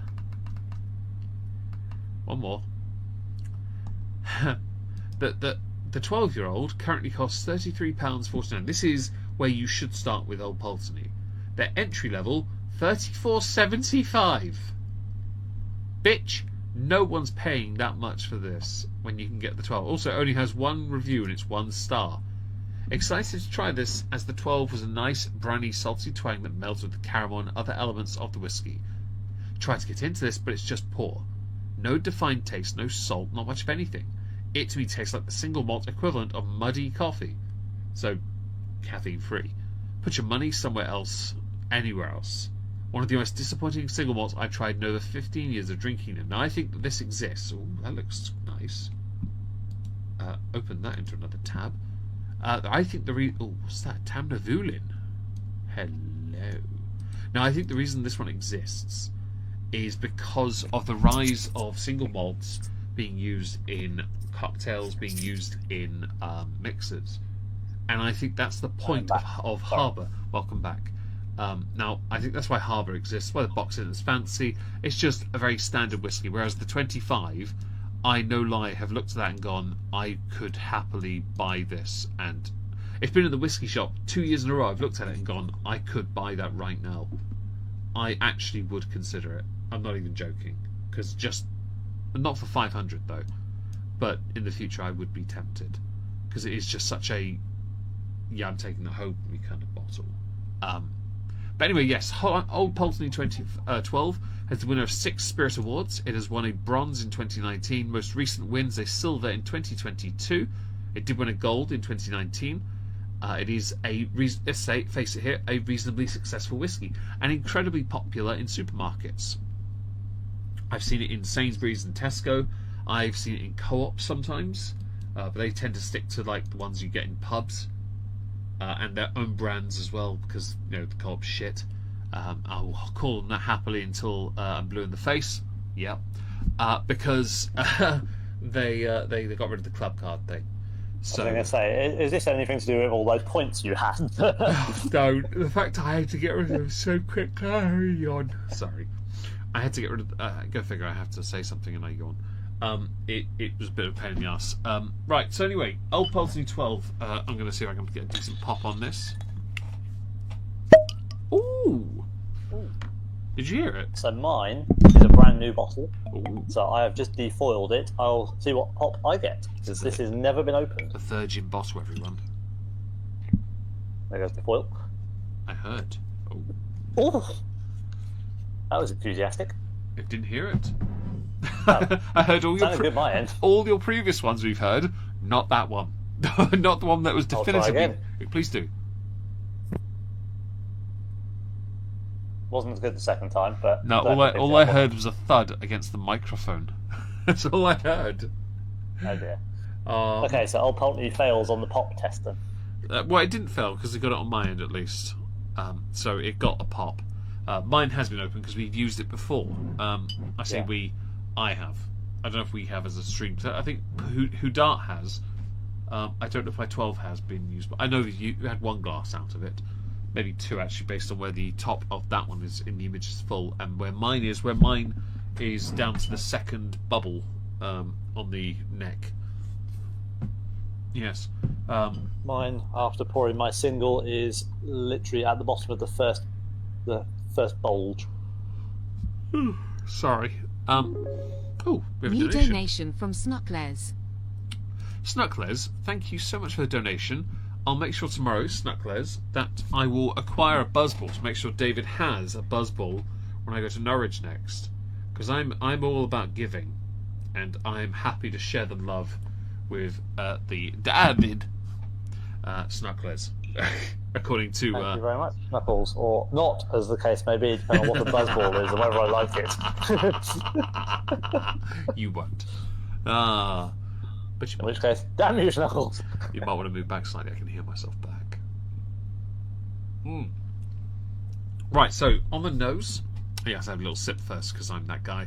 It says here, honeycomb vanilla tablet. I don't know what that is. Is that you put in your washing? What? Soft sawdust oakiness and oat cake. No, that does not mean this is a whiskey for dipping.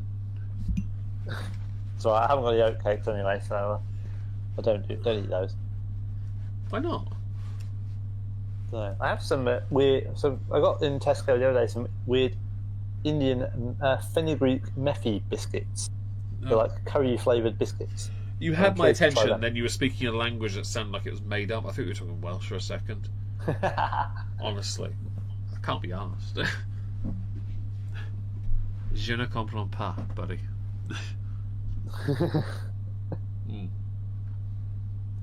Okay. What do you think about the nose on this?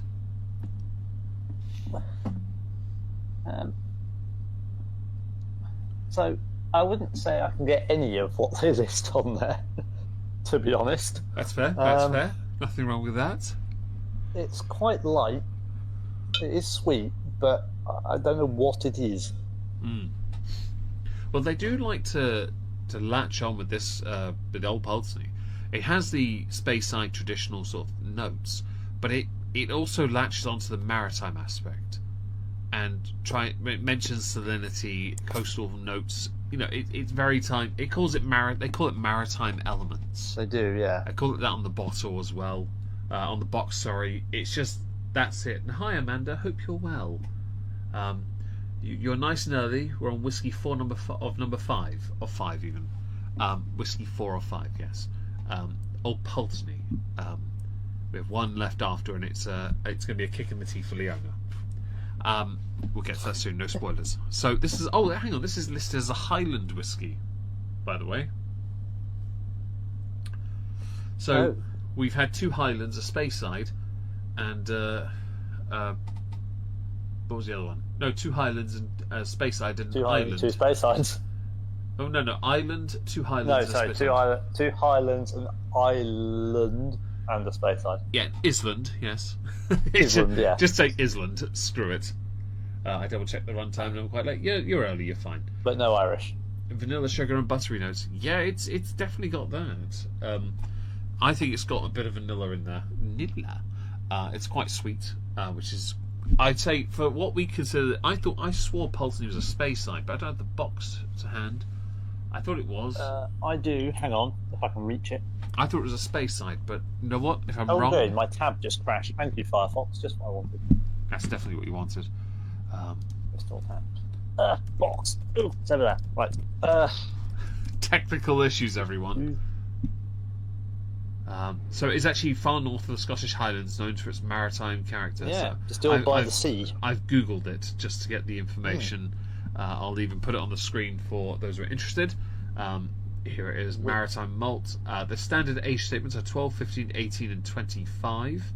They do have a 21, but it's very rarely made. But yeah, it's a Highland, which is totally fine. Did it pop up? It did. Okay, cool. Anyway, so it is your turn to do 12 seconds in your gob. Welcome. You get on it. Get it in. Yeah. Okay, I can cope with that. Right. I'm going to go through reviews quickly for a second. Okay. The most recent review: an acquired taste, initial aroma of brandy, taste of salted chocolate, thin mouthfeel, short finish, interesting but not really my cup of whiskey. From a dude in South Africa. Fair enough. That's from 24 days ago though. 26 quid in Tesco Morrison's. That's not bad. If you can get it that price in supermarkets. Master Malt have marked it up slightly, but I get that. That's part of the game. Have you done your 12 seconds? Ooh, that's interesting. Did it FFS? So, thin mouthfeel of that person, I can understand that. There's not a lot of body to it, but actually, initially you don't get a lot. I will say, if you give it 3, 4, 5 seconds, you don't get a lot. It does then start to develop. Okay. But where are the tasting notes? I want to see if it's. Yeah. So, before I read the tasting notes, I was going to say chocolate and pepper. Yeah. And palate is chocolate, peanuts, and white pepper, mint, citrus, maritime elements, and pepper. So the finish, I kind of get the maritime feel because there's something salty there. Yeah, there's something slightly salty, but I don't know if I would ever notice that with lemon. If lemon was more pronounced, I wouldn't notice anyway. No, I wouldn't say I got any lemon. Maybe a little bit of the brininess at the end, like down on the finish. But yeah, it's more back of the mouth. There's not a lot at the front. Agreed. It is quite nice though. I will admit. Of the ones you've had so far, out of curiosity, what was your favourite one? I think the Mortlach so far. I think the Highland Park I've had quite a lot, so I know that one. The Far Class I think was a bit different, so I'm not sure it kind of fully fits in some ways with what we're doing with the general 12-year-olds, but it's certainly a good whiskey. This one's actually very nice, given that I didn't like the Houdart. Was it the Houdart? It was the Houdart. Houdart, yes. Houdart, yes. Yeah. I was a bit apprehensive of what this one would be like, but I didn't remember I'd had it at yours, so I must have liked it enough because you gave me the bottle. I did, didn't I? Yeah, because I had extras. Yeah. I've given you... Whenever I have an extra, I usually give it to you. Yeah, but no, this one is very... I would say the Mortlach has been my favourite based on the fact I couldn't remember it from before, and actually it was really good, and it was a little bit different, but it was something about it just stood out. But then this and the Highland Park are probably on a par, I think. So I think you have a point. The Glenfarclas class, because of its limited release, it's hard to compare it to the others. You could only really compare it if you had the standard Farclas. So the Farclas 12 has to sit removed. So it's top and bottom of its own chart. The Highland Park Old Pulteney and the Mortlach, I prefer the Old Pulteney to the Mortlach just. Let's not say the Highland Park's bad. I do think, though, the sharpness of it being what it is, it's very much an island whiskey. But because the other two have a bit more sweetness, I can enjoy them a bit differently. Yeah? And I should say, the reason I've asked you now is because you can't compare these to Nika, because Nika's a blend. Yes. And so I wanted to make it, because then we can sort of work it out ourselves afterwards, which one do you prefer the most at the end. Sure. But it's always fair to point out that what's last is not the same as these for a reason. Actually, I'm sorry. What would be interesting at some point would be for us to try my Highland Park 12 and your Highland Park 12. Now, I know that sounds stupid because they're the same. It does sound stupid, yes. But yours has been opened tonight. Oh, Mine God, has been opened for years. Don't forget that we've done that with the Glenmorangie 15 Capel Estate, yours and mine. Yeah. Mine was brand new on the night, and we'd opened it, and it was a different finish anyway, compared to yours that tasted like cookies and cream. It'd be interesting to see how the age and the oxidation has changed mine compared to yours. Like the Johnny Walker Gold Label Centenary, mine just tasted like liquid toffee towards the end. Yeah. Then I refilled it, and it's like, well, is it the same whiskey? No, but the essence of the origin is still there, and that oxidized blend is like still sourdough. Basically, it is, yes. If there's the mother dough, the mother whiskey. If a resident German wants to correct us now, by all means do so. But mercifully, I'm 4 drinks in. I don't care. But it's just like I thought, because we've had the same whiskies tonight. Yeah. The Farclas is probably by and large the same. It's come from an empty or half empty bottle. It's not just that. The Mortlach it came from a sample that I poured into a dram for you, so it can't be any different. No, but the Mortlach we both have a pretty much full bottle of. Mine was unopened, so yes. Yeah, mine was only opened once. The Old Pulteney I've opened just now. Yours has only been opened once or twice. Yeah, it's the Highland Park is the one that differs in the fact that yours has been opened tonight and mine has been probably 5 or 6 years. That's a fair point. That is actually a fair point, and I would love to find out. Of course, there's always a chance when I come to yours at some point, hopefully next month, we'll be able to test this. I'm all in favour of that. Just so I thought, because we noticed obviously like the Downwell Portwood that improved after a year, well not quite a year, of several months. It being open. Yeah, it was. Well, it might have just required us to remove the weird water level at the top. It's separated because of gravities. Apparently, port's too heavy for it. It's still rubbish.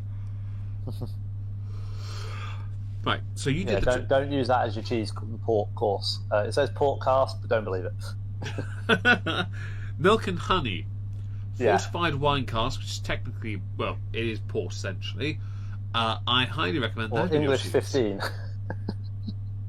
No, that's a sherry cask. The 16, they did a 16 port cask. Oh, I thought the one you had was the port cask. Mine's the demi sherry cask one, the demi something. I can't pronounce it. Hello, Leona. Welcome home. I should have. I should just let that go and not correct you because I knew what you meant because it was a 16 port cask.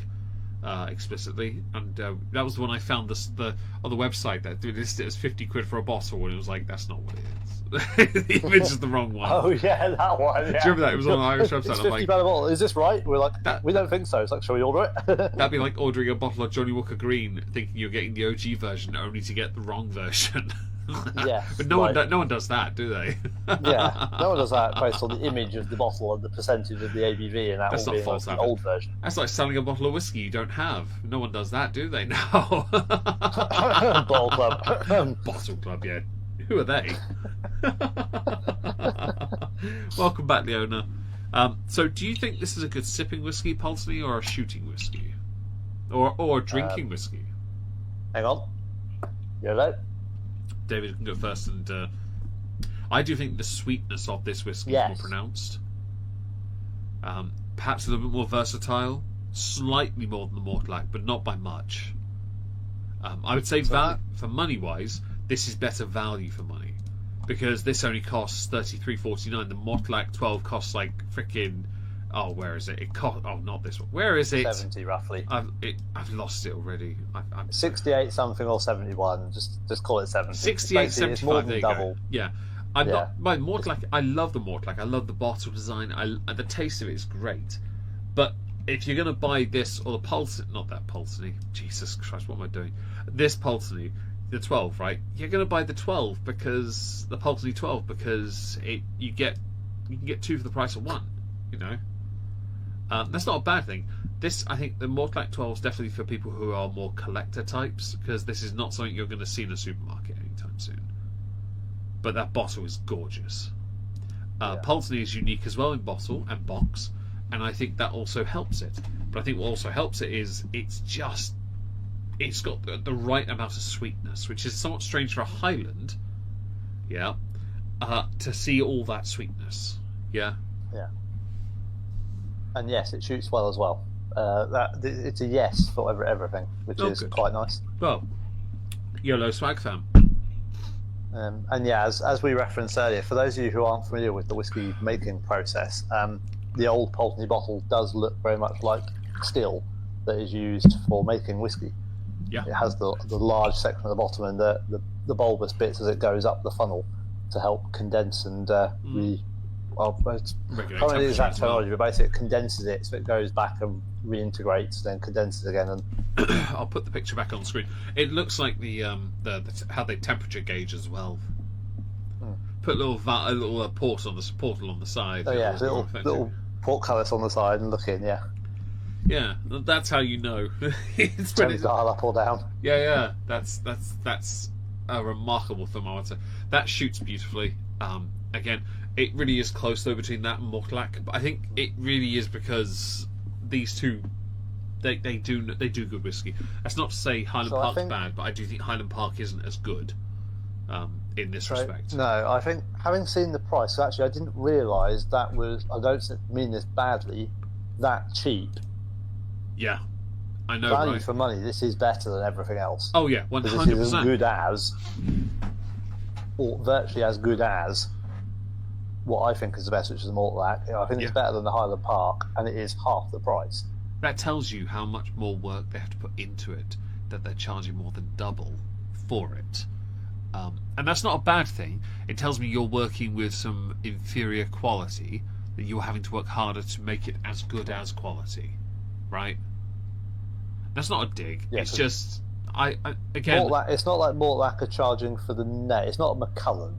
You know, it's not like they're paying a premium for it being a Macallan. Well, let's give it some perspective, shall we? So a Macallan, a Pulteney 25 costs on the Master Malt £500, and Whiskey Shop is £450. I know this for a fact, right? I want this bottle. I'm not even joking, right? A Bunnahabhain 25 is about £450, same as this. Talisker 25 is £370. How much is a Macallan 25 Sherry Cask 2023 edition? Guess. £4,250. You actually double the price. It's £2,100. But still, I over Macallaned it. You over Macallaned. It's still £2,000. So it's more than 4 times the price of Pulteney 25. But then we know from the 12 we're getting quality. I still want the Pulteney 25. If I could save the money for it, I would buy it. If only to bosh it. But still, it's that thing of what you're paying for, right? Bunnahabhain 479, Balblair 500, Kalila's 500, there are some really there are other 25s I was looking at. Singleton 25's 330. The Singleton 25 is delightful. We've had that a few times. Yeah, that's good. It is. Yeah, and I think it's important that. Oh, that looks delightful. So how much more? How many Boonhaven 30s can you get from a Cullen 25? 3.5. That's mad, isn't it? I worked that out quickly in my head. Don't you worry, I got you, bro. That's mad, isn't it? That it's that it much is. more. I know. What was a Glenfarclas Class 25? Because the Glenfarclas Classes are relatively expensive, aren't they? I'll pull it up for you. Glenfarclas Class 25. A Master of Malt costs £250. You could get 9 bottles. 300 on the whisky shop, or you can get 7 of them. If you get 7 25-year-old gift sets that come with 2 glasses and 3 glasses and a jug. I will buy the gift set 7 times because I want shitloads of glasses and water jugs. Why? Because yes. Okay. Could you imagine your entire bar is just Glenfarclas glasses? Look at this though. It's a warehouse box. 3 glasses and a jug. Send them a photo. Could you imagine if you did that and sent them a photo? Be like, yo, can we get a sponsorship now? Okay, a Farclas 24, because of how limited it is, it comes in a beautiful mahogany-looking box, right? It's a canter, £510. I'd rather have 4 of these than a Macallan 25. Okay, I will admit, so while I will willingly, happily consume cheaper whiskies, 100%, I will admit, because of what we do here, I have developed, and certainly through my boshing over Januaries, especially, well, mostly Januaries, and maybe hang on. A Glenfarclas 40-year-old is only £1,275. I would rather buy that. Okay, I'd buy 2 of those if I had 2,100. Oh, I'd go over, obviously, but I went over last time. But no, what I mean is, while I will happily drink these kind of drinks, I don't generally go out my way to buy them anymore because I have developed a slightly expensive taste with the things I've bought. Yeah, and that's not me trying to be a snob or anything. Of course not. I've just gotten very lucky that I could buy them. I'm not going to buy. I'm never going to buy another Bunnahabhain 30. So the one I have is it, and I'm going to savour it. When it's finished, I'm going to cry and have a funeral for it. It might become an entire live stream of me burying the bugger. All right, because it seems only fitting. Okay, maybe take the bottle back to Isla and to Bunnahabhain and go, please take this to its final resting place, and watch as they look at me like, the fuck is wrong with this guy? Anyway. We could sit here all night talking about these delightful 25s. Oh, they look good though. But we do need to move on to the final whiskey of the stream. By the way, just realised not a single image was on the screen for you guys, and I was talking, so I'm going to quickly just show you. Here's the Farclas gift set. Really, I tell you what, this YouTube is really biased. It really likes the Nika 12, doesn't it? I like that I wasn't pressing any button that was Nika 12, and it was damn well showing it. So this is the gift set, 3 glasses and a jug, and the 25-year-old whiskey for $279. I could buy that in a few weeks' time. I would rather buy that. The Farclas 24, which is a very nice box, as you can see here on the screen. Just look at that, it's gorge. That was some random Highlander, I just saw it, looked nice. But Old Pulteney 25. That 25 with the little wooden cabinet thing does look awesome. That's what they do with the 25, the 30-year-old. 24, yeah. And it just looks the part. That's the point of it. I like the look. See, that looks like those Macallan special release ones in the wooden box that are like 500. Well, that's no. The The wooden box one is 2,100. They've got the 25 Macallan in the whiskey shop, and when we were in there in January, I was half tempted to just buy that. I thought, well, I've got Diageo, so I can't commit.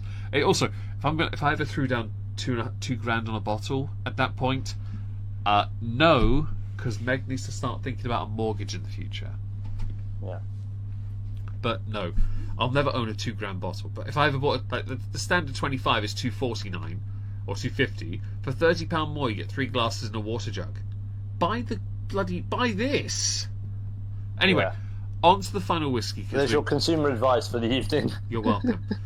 We are going to go to the final whiskey of the evening, which is this, the Nika 12. Have you aguaed your glass? The irony is this is not going to go on the screen now, is it? It's on the screen all bloody night. No, I did. But we don't want it. I manually clicked it to make sure it did, as opposed to the hotkey, because I was sick of it doing as it wanted. So this is Nika 12. This is Japanese. This is a whiskey I only knew about because of David. Now, when I hit 100,000 on my main channel, thank you to everyone that subscribed. If you could do me a solid and do it for Omega on 2 or here, that'd be great, because more than one play button, that would be king. I compiled a list of whiskies that I thought would be a banger to have for hitting 100,000 as a celebration. I didn't have much of a collection back then, and I sent the collection, I put it on Discord actually and showed to David, and he went through them. He removed some of the obvious ones, which sucked, because I mean Glenlivet 18 was there, it was a banger. And he found some options. One was Octomore, because of the octo part. He was like, oh, that could work. But then he stumbled across this one, and he told me that this one might well go up in value because it's Japanese. Now, I did buy a bottle. It came in a box, giggity, and nice tight Japanese box, giggity, and the box sits on a shelf in my bedroom with my play button. For Christmas a year later, my sister had bought me this one, the one you see on the screen, because I didn't have an open bottle. Now, I had ordered a sample, and I've got the sample bottle still. That's how I knew what it tasted like, so I'd never had it before. Me, David, and my brother-in-law tried it after a Dragon Force gig, where we also tried a Hibiki sample as well, I believe. Yeah, and 12, of course, yeah. Yep. And David did buy a 50cl of that, and it's gone massively in value. My bottles, gets that in a second, have gone up in value as well. Now, I paid just over, I think, £105 for this bottle. Well, not the one on the screen, the one I, for 100,000 on YouTube, got. And I've never opened it. For Christmas, my sister got me another bottle, which I have in my hand, which is, as you can see, half empty. It's very well received. And we've thoroughly enjoyed it. Last year, beginning of the year, I believe, actually, I entered a raffle on a random website from part of the Whiskey Exchange, and I won a bottle of Nika 12. I didn't know I'd won until I got the email. Not long after, I'd won a bottle of Singleton 21 from the Whiskey Shop, which was just, honestly, it was the greatest month of my life. I know it was 2 years ago. 2 years, because I bought... 2 years now, yeah. 25 was last year's Singleton. It was 2 years ago I won this. I entered a raffle, I won it. I got the email, and I was like, hang on, wait. I went and found the live stream, watched it back, and realised I'd won a raffle and won this. And I was like, holy crap. I told my sisters, told David, and like, nah, and I sent the link. It arrived without a box, so I ordered a box, and it came with a bottle, which I turned into a bottle light. So I have 2 bottles unopened of this, and they're worth about £220 now. So their value's doubled, or they're technically tripled, because the one I won I haven't paid for, and I'm not opening it because I won it. But we have this regardless, and it's because of David I have it. And he believed it would go up in value. He was right. Nowhere near as much as his Hibiki 12, but still, it's going up nicely. The bottle is unique. The only other bottle similar to this is Nika Tailored, which I don't have. And it's not because I don't want it. I would love it. I just don't have it. But it's very distinctive. It's very big stopper. Short cork. Hang on. That sounded wrong. Short cork. Short cork. And, as you can tell, we've had a measure of this. Again, once this bottle runs out, I'll never have another bottle of it. I'm not going to, I'm not going to drink any more of it. I'm not going to open the 2 bottles I've got, because one was an award for getting to 100,000 on YouTube. It took months for me to get my play buttons. So that was the only award I had. And the second one... It did take a really long time for your play buttons to turn up, didn't it? It did, yes.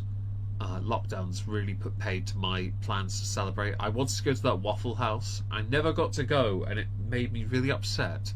I'll have to do that next. We need to do a list of the restaurant, because we need to go Waffle House and Wagamama's. The waffle place was Casper's. Well, we'd go to the Waffle House. That's good enough. I really just wanted to go there. I wanted to go there with my family and just take them out for a day, but it couldn't be done, and that sucked because I wanted to celebrate and I never got to. In fact, the only person that, because of what happened that time, that I got my dad took a photo of it. He was like, "What is this?" I showed it, and he was like, "Can I take a photo of that?" I was like, "Yeah." He got to show it to people, and he's like, "Oh, my son got one of these. That's cool." but no, I never really got to celebrate that, and that sucks.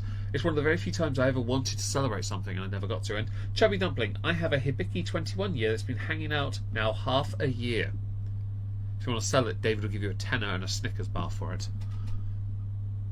Yes, Dave will have that. That will happily form part of my collection. Can David be in your will? Aaron, hope you're well. And he's talking about short corks. Yes, I am. But no. So compared to the other ones, you'll notice this one. Yeah, this is where I can't say I'm not a bit more of an expensive bitch. And it's not because I'm not. It's just because this is an expensive whiskey now, and that's Nikka's thing. They never really intended for it to be as popular as it was, and it's really hard to find now. I mean, you found it on the whiskey shop, yes, but it's discontinued. If I Google Nikka 12, I'll quickly pull up. I'll also pull it up so people can see. Oh, images have come up, haven't they? No, they haven't. Good. Nikka 12. Right. The Whiskey Exchange have it on their website for 175 at the moment, but I doubt they have many left, and I doubt it will come with a box. And it's from two distilleries, Yoichi and Miyajihyo. I butchered the pronunciation. I'm really sorry. I'll show you though if you're interested. There we go. Right, so here is the Whiskey Exchange. It's 175. I didn't pay that. I paid 105. So this is already a £70 profit. But this, I know for a fact, these guys, because I won the raffle through them, does not do a box. The box is so important. Without it, it's worth nothing. But yeah, you see here, Tailored is there as well. But this is the whiskey, the Master of Malt. It looks king. Of all the boxes we got tonight, this is probably the best looking one. Oh yeah. But it can't be. The only thing that could make it better would be the samurai top. Actually, I can pull that one up. This one, Nikka Gold and Samurai Edition, £250.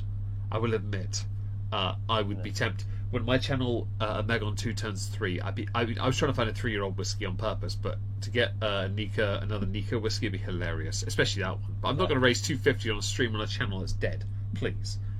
No dice, Jack. The will is fine. Oh, that's right then. At least you can go in your will.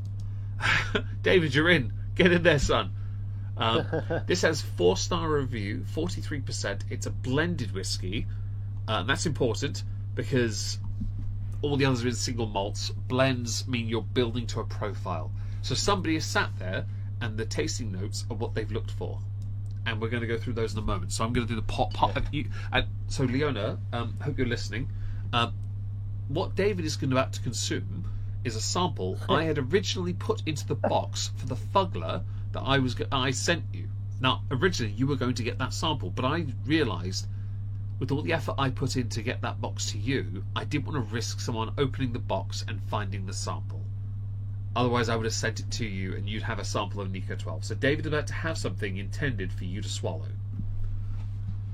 Which has been in the Fugler's ass. Basically. But she still would have swallowed it because it came from me.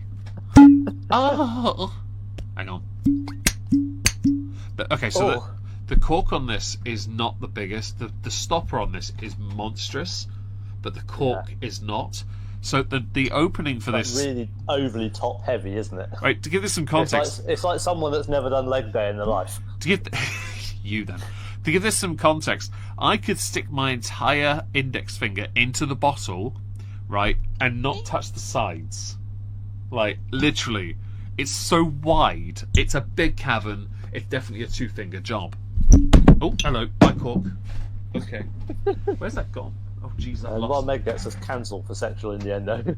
In your endo. So, or in the owner's case, not in her endo. Sorry. No, I'm going to pour a glass. Nice measure. There we go. Right, so I know... Yeah, so... This is a good whiskey because, again, half the bottle is gone. We know it's good. We've sent it, you know. Yeah, the reason why we went with this, and obviously looking at why it's going up in value, is because Japanese whiskey, for one thing, you'll notice is spelled without an E, because they make it the correct way. Yeah, so they honour the Scottish way, which is important. Yeah.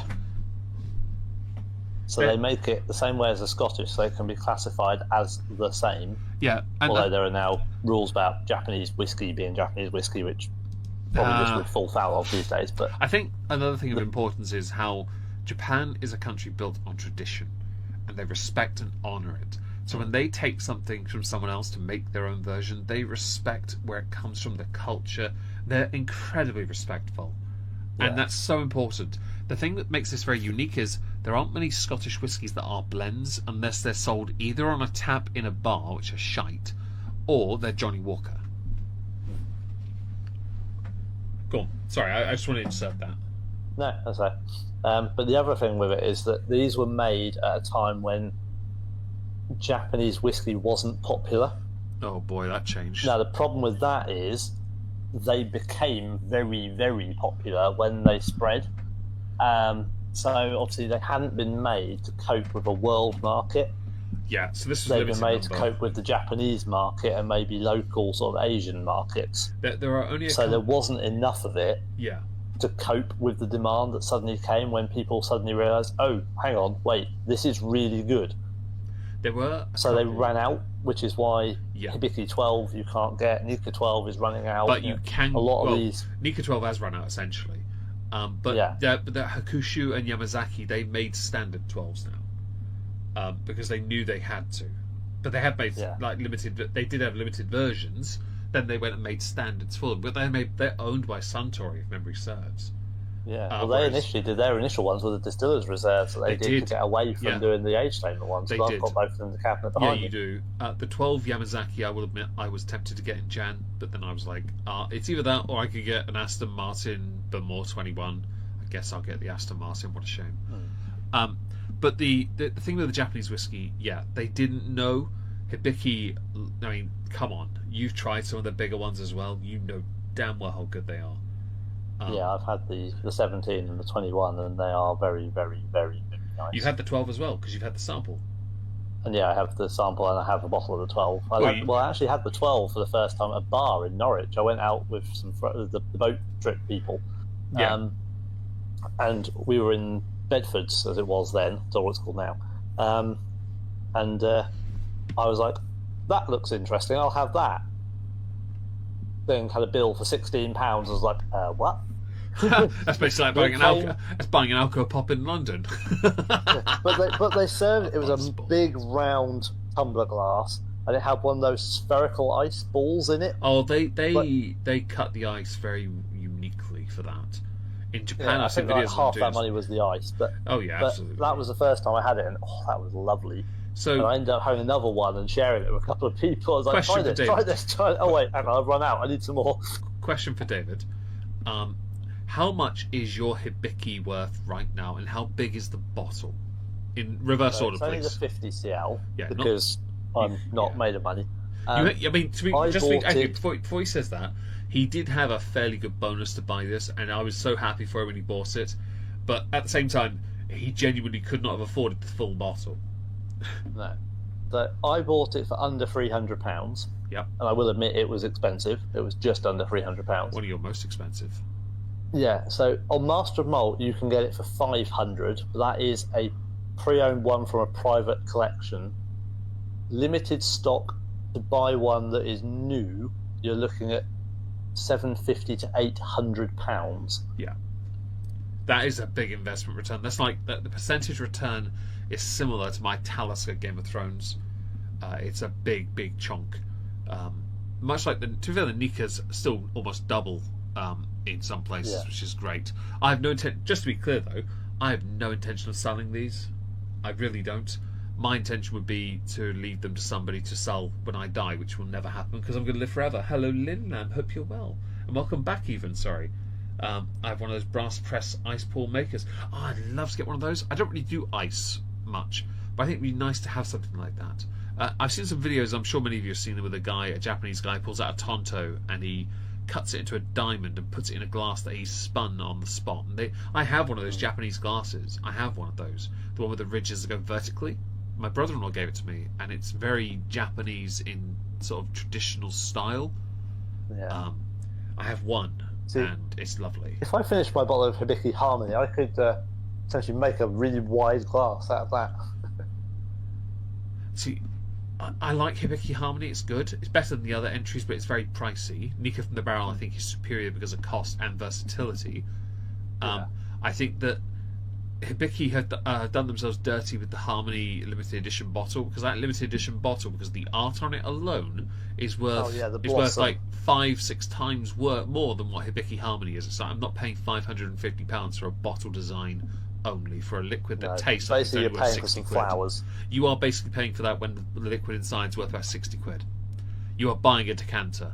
I would rather buy one that's custom engraved. Or I've got plenty of decanters, but I'd rather buy one from like the English Whiskey Company at that point. Anyway, have a sniff test and tell me what you think. I'll pull up the tasting notes for those who are interested. David's going to a little sniffy sniff, and I'll tell him what it says. Do you enjoy the smell? Very smooth. Yeah. On the nose already, you can tell. Yep. So it says on the nose, butterscotch, poached pears, toffee apples, nougat, and nutmeg. Yes, okay, so I was going to say like caramel or toffee. I got and some form of fruit. I got pear. I don't really do pear, but pear is the pronounced flavour for me. Yeah. Now you've said pear, yes, that is what it is. But I don't eat pears. Nor do I. So I know what it is. So. It's one of those fruits I've never. I like pear drops. I don't like pears. It's weird. I like pear drops. It reminds me of the smell of poly cement. And I like glue. Giggity. Yes. Giggity. It's the opposite of lube, okay? Keeps everyone together. That's interesting. So, just looking, I'm on the Master Malt page. Nika from the Barrel is still £45. Nika from the Barrel that's basically never changed price. That hasn't gone up at all. And if anyone wants to get into whiskey and they want something strong but delicious, I will always tell you, go with the 50cl because you don't get a 70 anyway. Nika from the Barrel, buy it as a set. I had it with 2 glasses. I only have 1 now because I broke the other. It came with a bottle pourer as well, though. I've got 2 bottles. I won a bottle in a raffle as well. Yes, I've won a bottle of Nika, 2 bottles of Nika now technically. From the Barrel bottle is just good. It's nice and it's almost it's cuboid in shape. It's great. It really is. It's just a good whiskey, and you can't go wrong with it. Again, it's not when we did our tiers and what we put in our top 10 whiskies that must be in the bar, and like 9 were standards and 1 was a swerve. Nika from the Barrel was there for me. My swerve was obviously something a bit more ostentatious. David then went, yeah, but I'm a bit more expensive than you. Oh, how times have changed. Okay, so I'll give a sip of this. Yeah, that's very sweet. Very there's a little bit of smoke, but not much. But it's nice and smooth and fruity, and it's not too fruity, but it's got a floral aspect as well, because it's very prominent in Japanese whiskies anyway. But it's quite nice. It's a blend as well, so you know they're building towards certain flavours. Yeah, no, definitely, it's definitely got a very smooth quality to it. There is that smoke towards the back of the palate, which is very nice. It is very gentle. Hi Rex, hope you're well today. Hope everyone that joins is having a marvellous day. Do tell us how you've been, what you've been up to perhaps. For those who are interested, before we continue, I've been spending the entire day with my dear darling Plumpadump, Pwampy, Wizzywoo, Lizzie, Lady Plumplesworth, the first and only, and playing Dawn of War with a Tilly sat on top of her, and she was not happy. Wizzy, that is. Tilly didn't seem to give a shit. Shocker to cat, I know. I was going to say, Tilly is cat. Air level equals 0. Now, before David says anything else, I don't want to do 12 seconds of this. And I don't know why. I just feel a natural aversion to doing it. I don't know why. So I'm going to ask if you'd like to do it. Alright, you've twisted my arm. I know, right? I really have.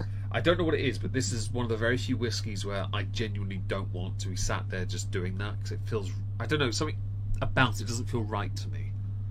I do apologise, but I quite like this whiskey. I don't want to be fiddle-faddling experimenting with it for some reason. Although, to be fair, that is a sample derived from my bottle, which is a double, technically, so I think David's having a double this evening.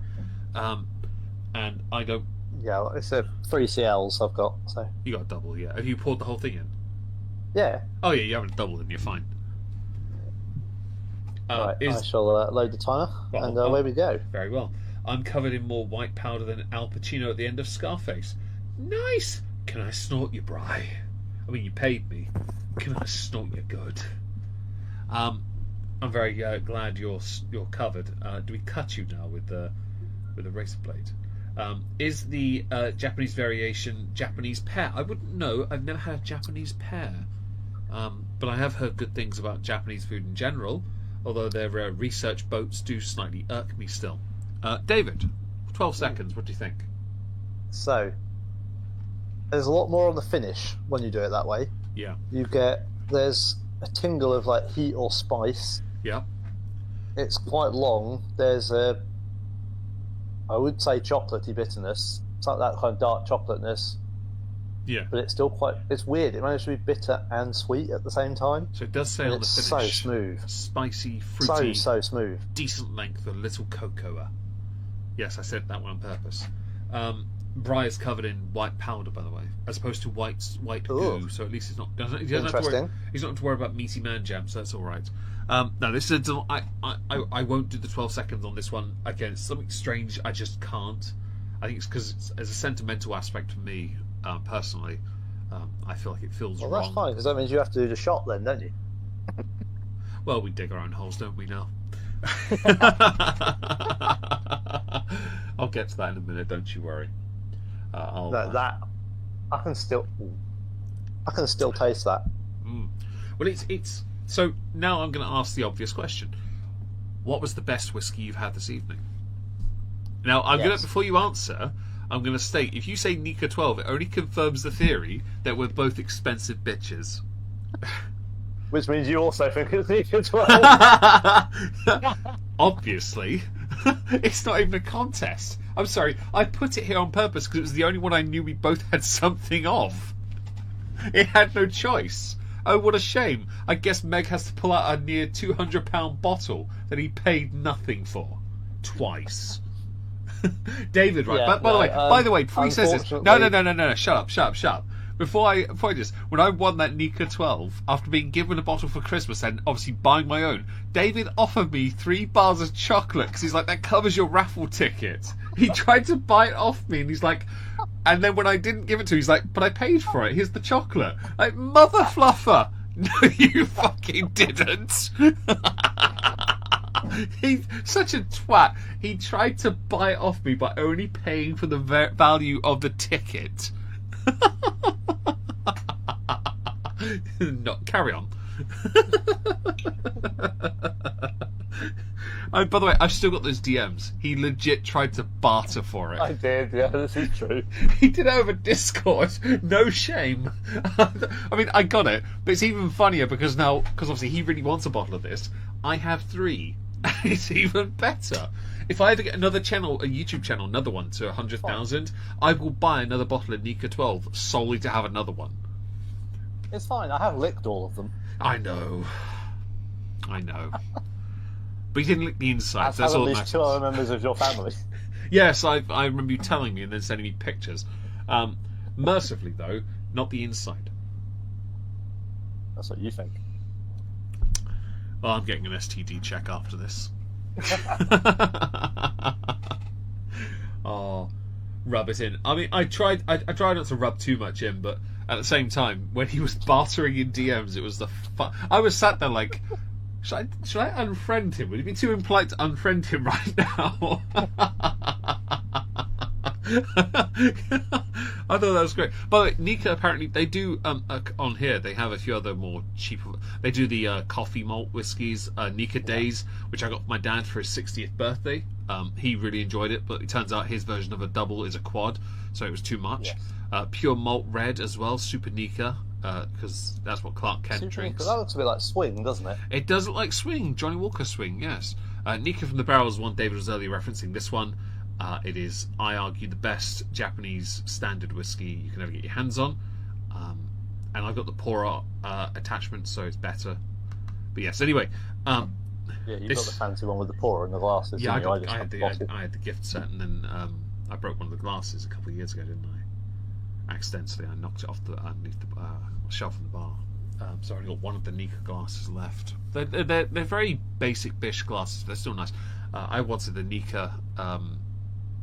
What's it called? Hip flask. I wanted one of those because they look cool. All right.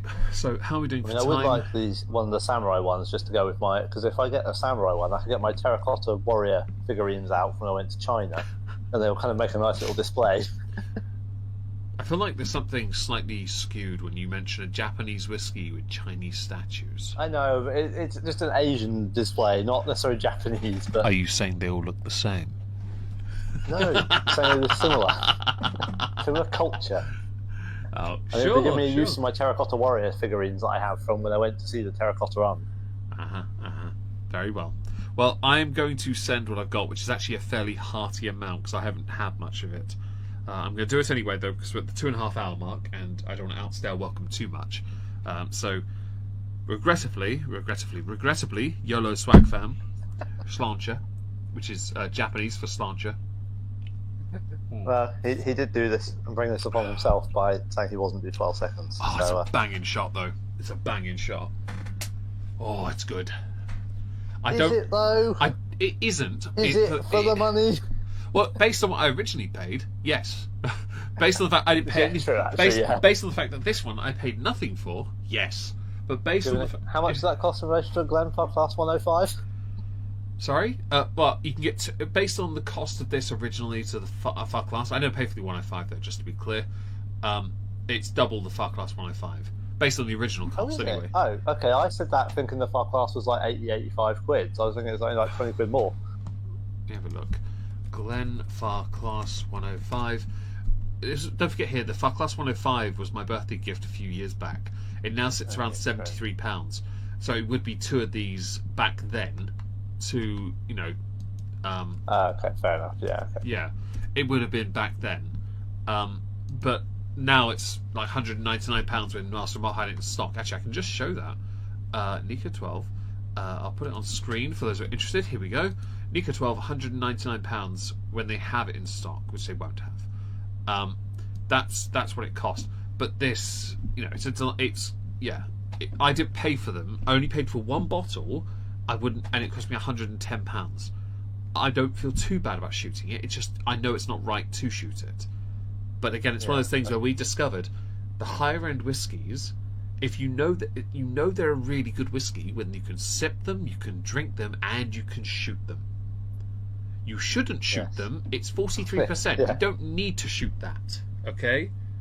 You don't. And if anyone uses this as a mixing whiskey, you're an uncultured Philistine because it's a blend for a reason. Because they blended it to make the correct flavors for the right type of people.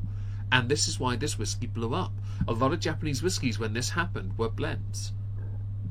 Most of them were, actually. Hibiki is, Nika is. The only Yamazaki is the main one that isn't. Isn't Hakushu? But yeah, most of the rest are, aren't they? Yeah, Yoichi, what was that? Hatazaki? Mars, actually Hakushu was single malt. Yeah, Hakushu was single malt as well. I think most of them have actually gone towards single malt now on purpose, because they now know they can do it. But back when they started, also links to the changing the rules of and Japanese whiskey, doesn't it? But yeah, Tenjaku, Senjaku, whatever it was called, Toki, they're all blends. But the premium blend territory is the Nika 12 and Hibiki 12, and they don't. We've tried them. They don't need to be a single malt for a reason, because they found the right flavors to make the best version of their whiskey, and it's important. And this is where, when we were tiering these earlier, rating them, while I think of the single malts, or the 3 single malts that were 12 definitive standards, well, not quite. The Old Pulteney and the Mortlack are very close. The Highland Park is the bottom. The Far Class can't be included because it's just too strong, it's too unique, and you can't include the Nika because it's a blend. But then if you do compare them, we both agree Nika 12 sits at the top anyway.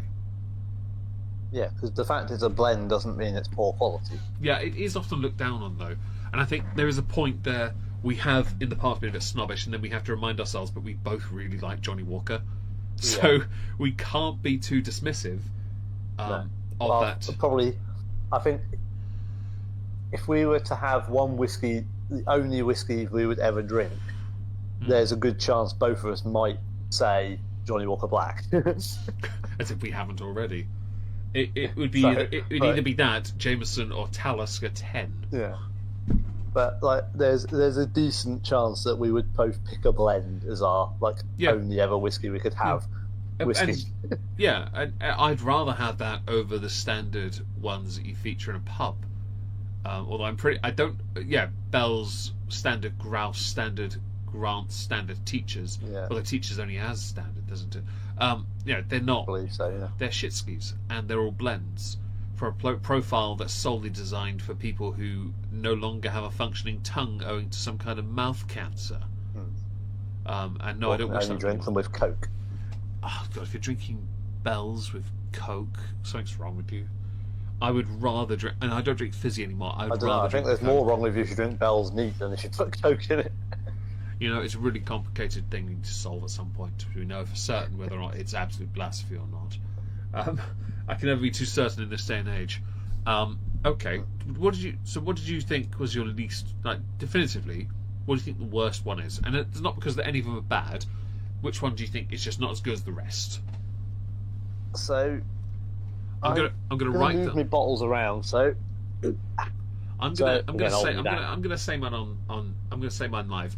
I do think the weakest, based on the flavour not being as nice. So this is strange because the Farclas didn't have as much flavour to it, weirdly, but it wasn't as bitter as the Park 12, right? Yeah. And I don't mind the bitter, but I don't think it worked. There was nothing to counter it. So I think the Farclas is above it. The Mortlach is, for me, third. The Pulteney is second because it felt rounded, and again, it's that value for money. It really does play a part. It certainly influences the mind when you know you can get two of those for one. And if you have 70 quid, are you going to buy the Mortlach or are you going to buy 2 bottles of Pulteney? Majority of people are going to buy 2 because if they know it's good, they're going to go for it. You can buy the thing with the Mortlach though that really does help it is that it does look like a bottle you can show off. It looks like a medicine thing.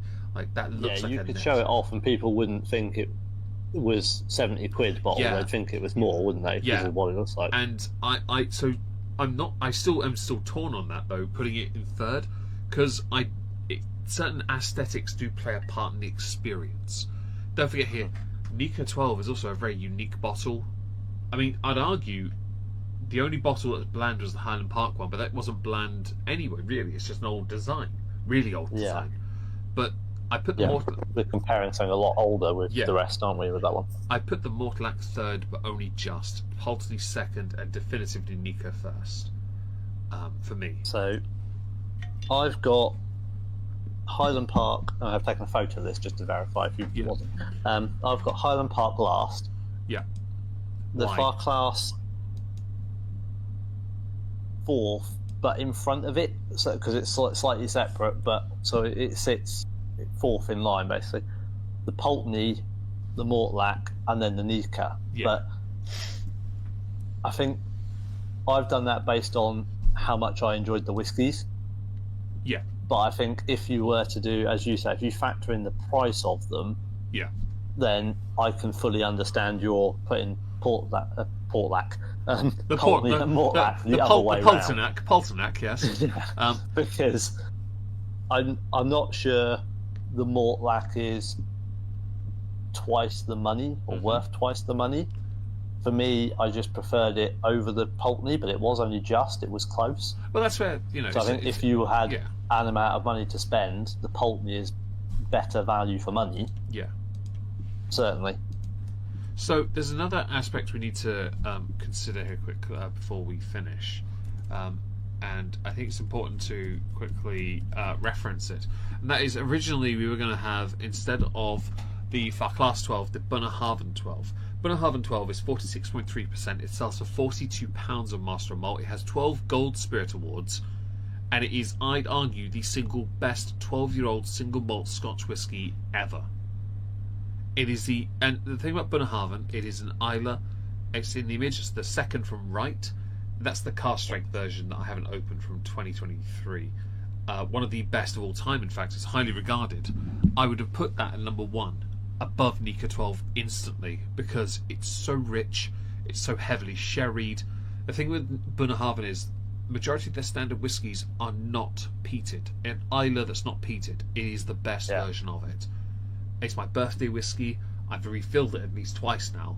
I had it as a stream whiskey as well. You can't go wrong with it. It's a really nice, and that's why I bought the Bunnahabhain 30, because I've never been wrong with the Bunnahabhain. The only one that I've ever been a bit questionable is the Moyna, which is their standard peated one. I'm not the biggest fan of it because I don't think for them peated whiskey works, but it's still good. It's still a good peated whiskey. It's just not as good as a Kalila 12, a Vulin 16, a Lefroy 10, or quarter cask. I'd say might be slightly better, but still, it's that thing of what they play to their strengths to. And in the case of Bunnahabhain, to me it would have beaten the others easily because of the strength of flavour, the intensity of it. Sadly, so that would have been an interesting one against the Glenfarclas class with the strength, wouldn't it? As well, the cask strength one. Yeah, it would have given us something else that could go blow for ABV. Oh yeah, it would have been. It would definitely have been a fair fight. I think the Bunnahabhain would have won though. Sorry about the yawn. It would have won based on my memory of the Buna 12, the standard one. I think Highland Park would still have been last. Yeah. I think Old Pulteney would have been next if we hadn't had the Glenfarclas class. Yeah. I think it would then been the Mortlach. Yeah. And then I'm not sure between the Bunnahabhain and the Nika. Well, that's where it becomes a very interesting fight because Nika is all about the subtle, it's about the sweet, it's about the nice supple flavours. Bunnahabhain's like, no, I'm going to slap you now. It's the Lobo of drinks. It's going to come, and if you know DC, that may make some sense. It's just going to hit you cause, and it wants to, and it's going to enjoy itself in the process. I think it's a shame we didn't get to, but I don't regret having Glenfarclas because we have it. Why not? But I'm interested. Obviously added something different to the stream in the ABV sense, because obviously had we have done the Bunnahabhain, it would have been the standard. Fully agree, because that's what I would have had access to. Yeah, I agree with you on that 100%. Okay, well, we've reached the end. I have finished my beverages and I have no intention to consume any more. We are at the 2 hour 40-minute mark, and I need to shut down because my sister will be doing dogs soon, and I need to say goodnight to Wizzy Woo if I haven't already. I don't think she's here actually. Maybe she'll be dying if I'm lucky. We will be back next month for another episode of this. Hopefully I'll be at David's in the most glorious of cities called Norwich. And Norwich. And unless there's something else we need to say, we're going to work out another VC in the future on Discord, a Cardrona VC, which is going to be an absolute pain because of how strong they are. Yes, that is going to be a punch followed by a punch followed by a kick in the nads followed by the weakest whiskey starts at I have to reload the live stream page because apparently that boomered. It starts at 54% and ends at 64%, and there are 4 samples of this. It's going to hurt.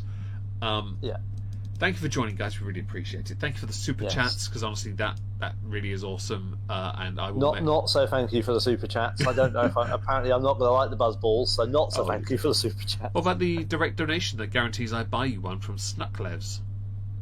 Sorry, Snuckles, but they've Coffee reads it out. They're on the list. You have your own list now, do you? Oh, about time. I've had a list since university, remember? The list. Okay, well, Snucklers, thank you for being here, everyone. Snucklers, Brian, Laura, you're on the list. Already, please do share us around. Get other people to watch us on playback. We'd appreciate Thank you for joining. Thank you for the input from those of you who have chatted. And we will see you soon. Yes, thank you for being here, guys. Good night, everyone. Say good night, David. Good night, David.